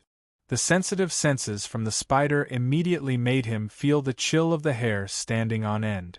The slight vibration of the ground and a little bit of steam from the mouth of the giant pit were enough to make him realize that it was not simple inside. There was a creepy sense of danger. "I feel something inside," Peter said to Super Daredevil, who arrived later. Super Daredevil, who had lost his vision, had his other senses greatly enhanced. His bat-like vision was even unaffected by the darkness and other factors, allowing him to spy on the specific situation of the enemy. "I'm chasing after Kingpin. A few weeks ago, I found out that there was a problem with Kingpin's gang. I suspect that Kingpin might be dead." Peter was shocked. How could it be? Who did it? Someone scarier than him. Super Daredevil's tone was heavy. "Kingpin's men are afraid of that person. It's like a taboo. They would even rather be interrogated than mention that person's name. I think he should be related to Dr. Doom, who has become famous in recent months. Just yesterday, I had a very well-informed informant tell me that there will be a big operation here. That's troublesome. You've seen the situation here. This kind of destructive power is different from a small fight against crime. This is not something we should intervene in. Leave it to them to solve. If you're talking about agents..." Super Daredevil walked straight to the ruins on the side, pulled away a pile of concrete, and revealed the buried body below. "I think they're already here. Something big happened this time. I have to hurry." Before Peter could finish his words, a uniform mechanical sound came from the thick fog, and the ground shook regularly, as if thousands of horses were galloping.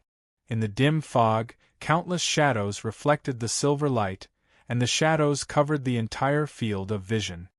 Whoosh! A silver light rose from the deep pit into the sky and slid through the sky. The metal body shone under the sun, and it was unusually dazzling. In Spider-Man's dynamic vision, the streamlined aircraft was abnormally blurry in his retina. Even with such a powerful capture ability, he could only see a shadow of it. Before Peter could see it clearly, it disappeared without a trace. Chapter 180. Skynet was the best technological carrier that Chun-Ong had painstakingly created. It was also one of the 4 elements that made up the universe. Chun-Ong had positioned it as a qualified technological carrier that could realize any of his technologies.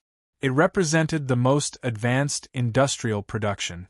Rather than saying Skynet was a technological civilization, it would be more accurate to say that it was the most advanced industrial system that Chun-Ong had created. Starting from the most basic aspect of matter, it would be more accurate to say that it was the most advanced industrial system that Chun-Ong had created. Therefore, what Skynet lacked the most was imagination and creativity based on perceptual intelligence. It was hard to say that this was not because of Chun-Ang's intentions. After all, civilization was hard to control, but tools were different. However, this information that was important to a civilization and individual with a long history was meaningless to Earth's civilization. This kind of intelligent subatomic energy could easily change its own gravitational force, electromagnetic force, strong force, and weak force. Although it was only a simple mutual force change ability, Skynet could already achieve any miracle that humans could imagine. It was just a simple technological construct. Chun-Ong had even restricted Skynet's base to not bring out technology that was 20 years ahead of this world. However, the human army still suffered a crushing defeat under this attack. The combat power of the nanomachines that Skynet had reconstructed shook the entire world. The U.S. government's reaction speed was extremely fast. The Second Fleet had immediately headed for New York. Their powerful air defense and mobility forces allowed them to react immediately and quickly intervene in the operation. Delta, this is Command. The opponent is an extremely powerful robot army. I repeat, the opponent is an extremely powerful robot army. Our target is an extremely dangerous person with special abilities. He is under the protection of the robot army and possesses extremely powerful combat abilities. Codename, Dr. Doom. On a large transport plane high in the sky, the Delta Force was ready to go. New York was the largest and most prosperous city in the U.S. It had the most mobile and powerful anti-terrorist force in the entire U.S. They would be entering New York via airdrop. Command, this is Delta. The airdrop is in position. Ground personnel, please use laser guidance. Understood. Delta, our ground forces have been eliminated. The enemy's mechanized forces have blocked the closest ground support from 3 kilometers away. We are unable to provide you with any support. Please overcome this difficulty. We have suffered heavy casualties. Your person is of utmost importance. We cannot give up. Technicians will use the satellite to locate you. Latest intel, Delta. Your target has been confirmed as a level X. Nuclear reaction detected at the location of the target. HQ wants you to abandon the target and return immediately. I repeat, return immediately. Before the Delta commander could react, he saw a flash of silver light high up in the sky. Outside the fighter jets that were protecting the large transport aircraft, 3 very strange aerodynamic aircraft entered the pilot's field of vision. Their speed was abnormally fast, and there was no response from the radar. The speed of the aircraft even exceeded the ability of the pilot to capture dynamic vision, leaving only a faint silver light on everyone's retinas. Delta? Delta? Ground Command Center calling Delta. From the hidden Ground Command Center, they could see a pale blue light flashing in the sky above New York Harbor. The orange fireball exploded in the air, and faint fireworks floated around. More than 20 aviation squads above New York lost contact at the same time. On the battlefield, countless such electric waves weaved and intertwined. The sky above the sinkhole was like a black hole, devouring the electromagnetic waves that passed by it. A large amount of dynamic real-time information was translated and played on the large screen in front of Nick. The underground command center on the screen was very lifelike. Even the highest commander of the government would not be able to understand the situation better than Nick. You have already won. Nick gasped. But what do you want to do? If you want to prove your power, swear that you have the power to do whatever you want, then you have succeeded. SHIELD has suffered the most painful defeat in history. You stepped on our bodies and proved yourself. We can't do anything to you. If you want to destroy the world, then we have no choice but to fight you to the death. Are these tragedies, these tragic scenes your goal? If not, then what is your goal? The screen in front of Nick appeared the image of the Second Fleet. I am not a terrorist, Chenong replied. I am very curious why SHIELD would treat me as a supervillain. Even in the universe, everything I have done to you is moral and legal. I have said before, your biggest illusion is that you think you are free, but you are not. Just like how you mistakenly think that you have sovereignty over Earth. But Earth and humans are my property. Nick's remaining eye stared at Chenong. He could barely control his anger and was almost trembling. Do you think you can do whatever you want just like that? You are very wrong. Humans are born free, never controlled or manipulated by anyone. We are not anyone's property. If someone dares to swear like that, I swear I will stuff his head into a beep. That is the truth. Chenong shook his head helplessly. Go to hell with the truth. Don't be naughty. Chenong controlled a steel needle to pierce Nick's skin. The blood was directed into the PIM particle ray stimulator. This strange subatomic device combined with a microscope could display D&D most clearly. Nick saw his cells magnified thousands of times. Under the scanner, the internal structure was abnormally clear. Let the truth speak, Chenong said. He clearly displayed Nick's chromosomes on the screen of the scanner.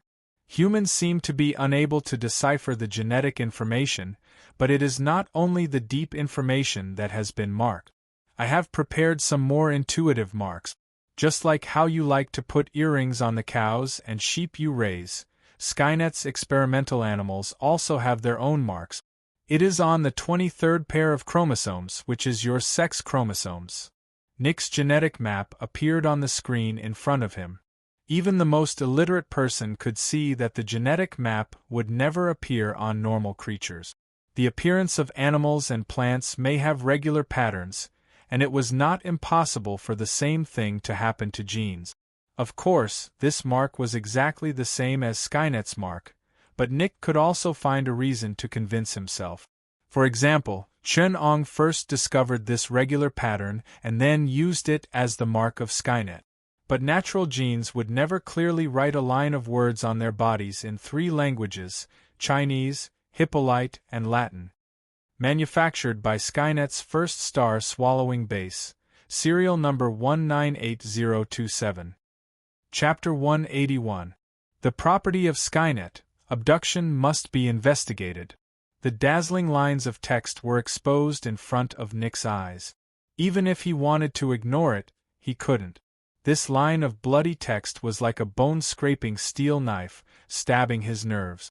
N is an element of, N is an element of.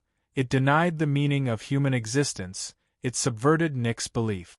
It was right in front of Nick, laughing at the arrogance and blindness of human beings. The so-called primate of all beings, the so-called father's eldest son, all became a joke at this moment. It completely denied the meaning of natural human rights, equality and freedom for all.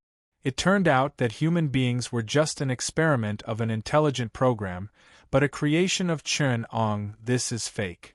Nick struggled, he tried to stay calm, trying to find all the flaws, and soon he thought he saw through Chen-Ang's lies. A genetic map can be forged. You can write a code based on the laws of human genes, just like drawing a target on the spot where an arrow will land. You've chosen a method that can achieve this effect based on the laws of human genes. With Skynet's computing speed, it's not difficult to achieve this. This is the result of a combination of coincidence and your careful planning. Your biggest loophole is the use of these 3 languages, Chinese characters, and even simplified characters. Simplified Chinese characters were created by the Chinese government in the last century. How could the creator of the world use the language of the future? Nick spoke faster and faster, his voice even trembled, and his expression was mixed with fear and excitement. He was bound in the air by an invisible gravitational force, but at this time he broke free from this invisible force and shouted in his most determined tone, "You are trying to deceive me, but you can't do it, you are not God." The last sentence, Nick shouted with a roar. Chen-Ong did not stir up any waves because of his impulsiveness. He said in a calm and unquestionable tone, "You are trying to deceive me, but you can't do it, you are not God." Hebrew 4, Let there be light. As the commander of S.H.I.E.L.D., it was impossible for Nick not to know this sentence. Perhaps because it was too shocking, Nick could not help but be stunned. There was no emotion in Chen-Ang's eyes. Looking down at him from above, when he finally reacted, Nick frantically tried to attack Chen-Ong with his teeth. His remaining eye looked like it was about to burst into flames. His face was terrifyingly hideous. He was enraged by Chen-Ang's words, even angrier than before. "This is blasphemy, this is blasphemy, you are not him. You are the devil. It was a demon, an ancient serpent. You're not him, no." Nick screamed at the top of his lungs. He opened his mouth wide and screamed without manners, his cries filled with despair. Chen-Ong did not make a sound, but Nick was struggling with all his might. On one side, he was crazily moving, and on the other side, he was frozen. Nick tried to find a trace of guilt, fear, or pride from Chen-Ang's face, but he did not. Chen-Ong was indifferent and calm. Nick clenched his teeth, and his neck was full of protruding veins. He raised his head with difficulty, and his eyes met with the cold eyes. It was already dusk, and behind Chunong the sun slowly rose. Light shone on the ground, but Nick's heart was filled with darkness. The sun is rising from the west. On the screen, the citizens of New York were either terrified or curious as they looked to the west. This is white night, right? An astronomical phenomenon similar to a mirage. Someone tried to explain. But soon, the rumor collapsed. The sun rose higher and higher, until it was noon, and the center of the sky covered the entire New York City. Even the entire Western Hemisphere was illuminated. Under the hot sun, Nick was cold and shivering. His struggling became more and more intense, but he could not get rid of the invisible shackles. He could only look at Chun-Ong with resentment and resentment. Nick's eyes became more and more resentful. He viciously quoted from the Bible, "Through death on the cross, the one who corrupts the power of death is the devil, and release those who have been slaves for their entire lives because of fear of death. May the precious blood of the Lord prevail. May the holy name of the Lord prevail. May the Holy Spirit manifest its power and eliminate all the deeds of the devil." The army in the distance finally entered New York Harbor. The aircraft carriers and battleships of the Second Fleet aimed their cannons here. The most powerful war weapons of mankind easily knocked away the fishing boats and cargo ships that were blocking the sea route. The 127mm diameter cannons rotated on the deck. The cold pain of death almost drowned Nick, but he still had the energy to look at the screen. Seeing that the fleet had aimed their cannons here, Nick turned his head and roared at the sea. No, on the sea, General Ross had already given a cold order: carpet attack, clean every inch of land here. Don't let a single rat escape. The fleet sent a signal, ready. The cannons all turned their muzzles, adjusting the elevation and other data according to the parameters. Calibrate and fire. The muzzle of the flagship let out a deafening roar, and the entire New York City could hear the muffled sound. The huge metal cannonball hit the energy shield outside of Skynet's base and stopped bit by bit in front of Nick's ferocious gaze. Light blue ripples spread on the energy shield, and the bullet that reflected the metallic luster floated quietly above Nick and Chun-Ang's heads. All the battleships of the fleet on the other side adjusted their muzzles at the same time, aiming at Chun-Ang's position according to the calibration data. Fire. No. Chun-Ong stretched out his left hand in the direction of the Second Fleet. Before Nick could finish his sentence, Chun-Ang's fingers had already begun to bend, and he gripped the air. Screech. The ear-piercing noise made Nick bend over in pain. It was the sound of steel being twisted.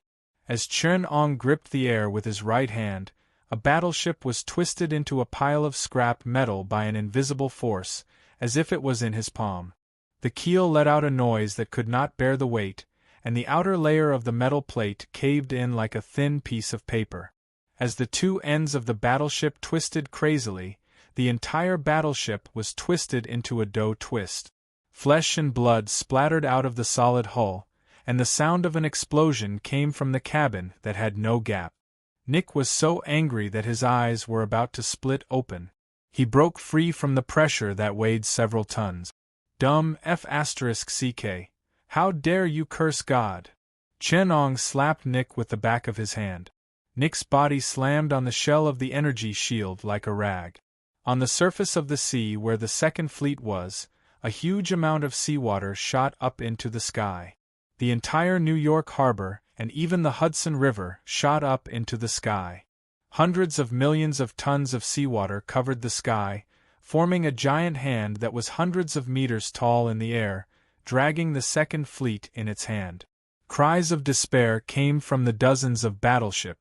Everything happened too suddenly. The battleships that were still firing at the same time were suddenly crushed into pieces of metal. Before the other battleships of the Second Fleet could react, they were already in the water curtain that covered the sky. There was panic on the battleship. As the sky closed over their heads bit by bit, the cries of fear spread to the entire fleet.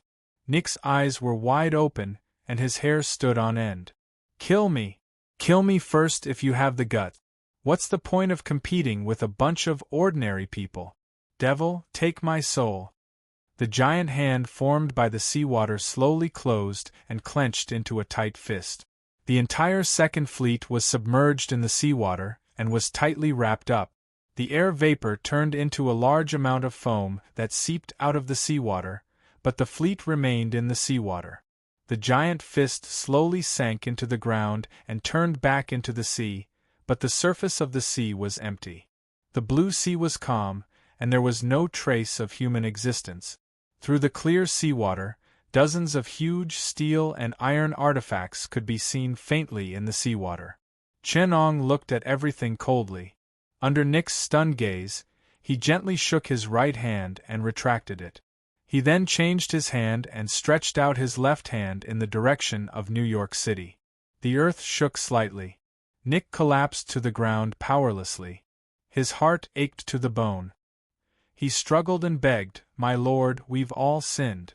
My lord, please forgive my sins, just like the sins of others. Let me receive the gift of the Lord and the salvation of my soul. We don't want to be tempted. Save us from evil." A powerful gravitational wave was transmitted from Chun-Ang's left hand, sweeping everything along the way.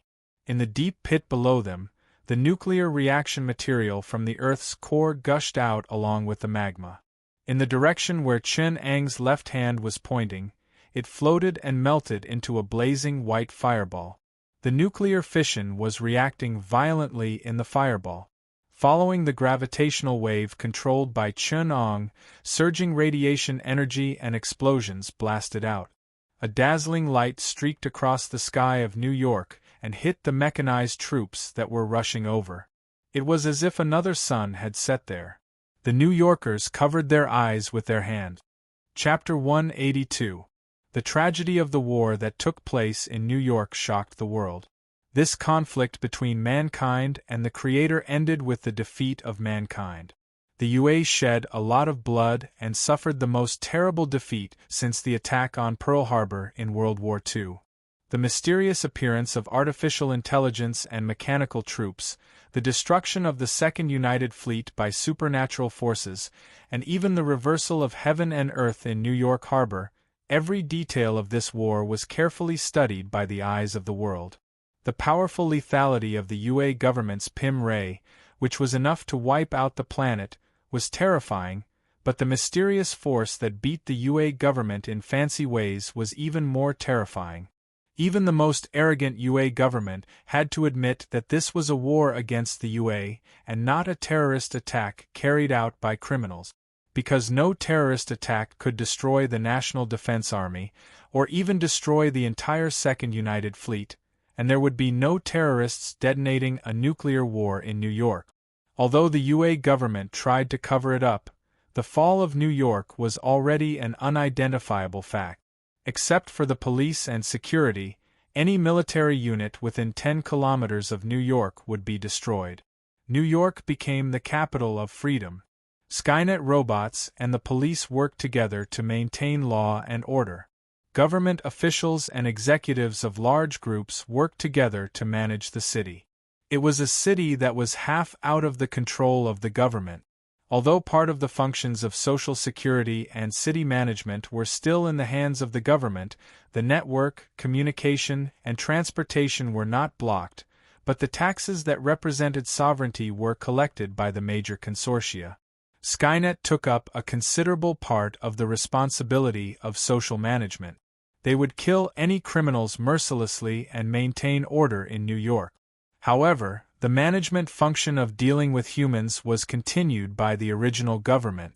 Another part was taken over by Stark Industries, PIM Technology Group, Hammer Industries, Oscorp Industries, and dozens of other consortia.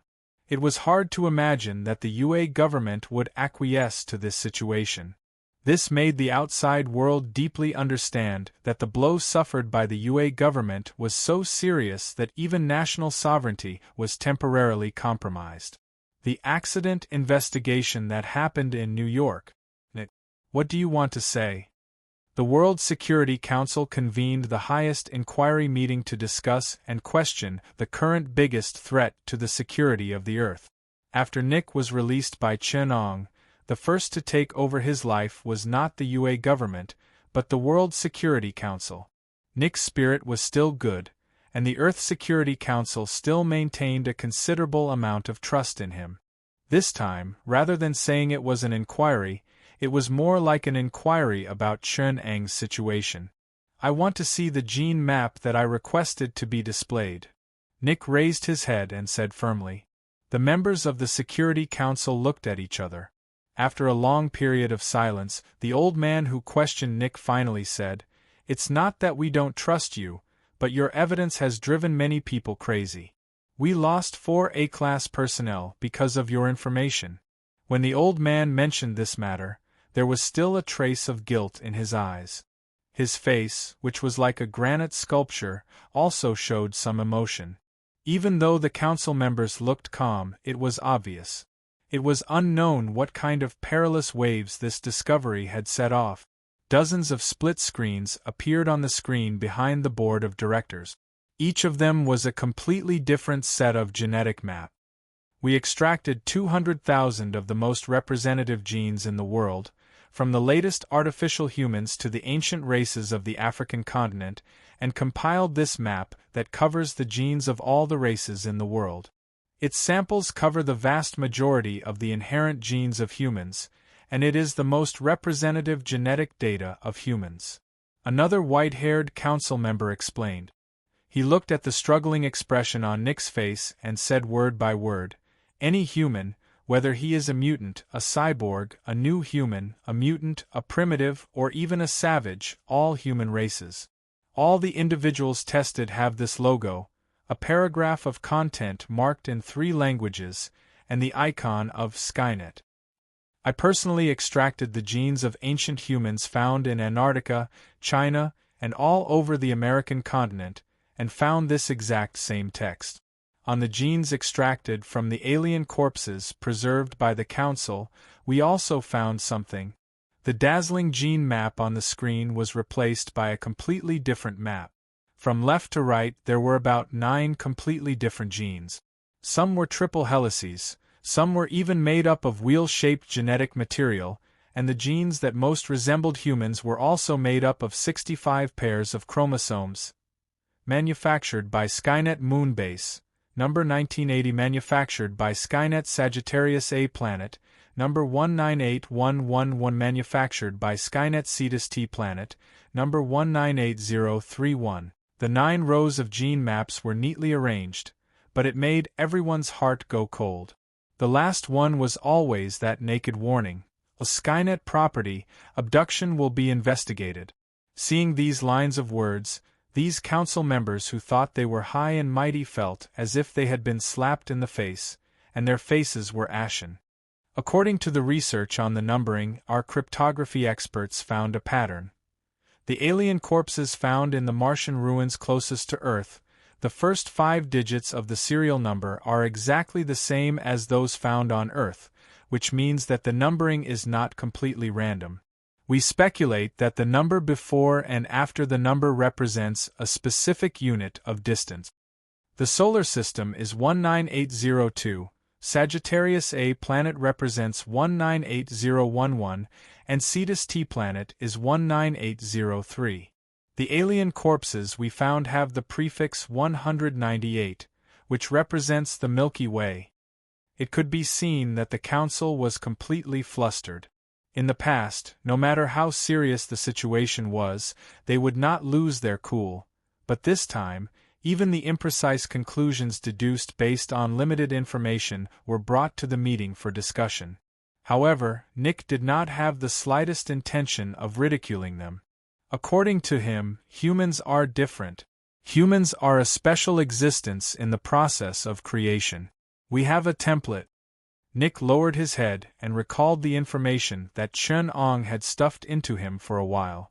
When he raised his head again, the veins on his temples were bulging, making his expression even more unsightly.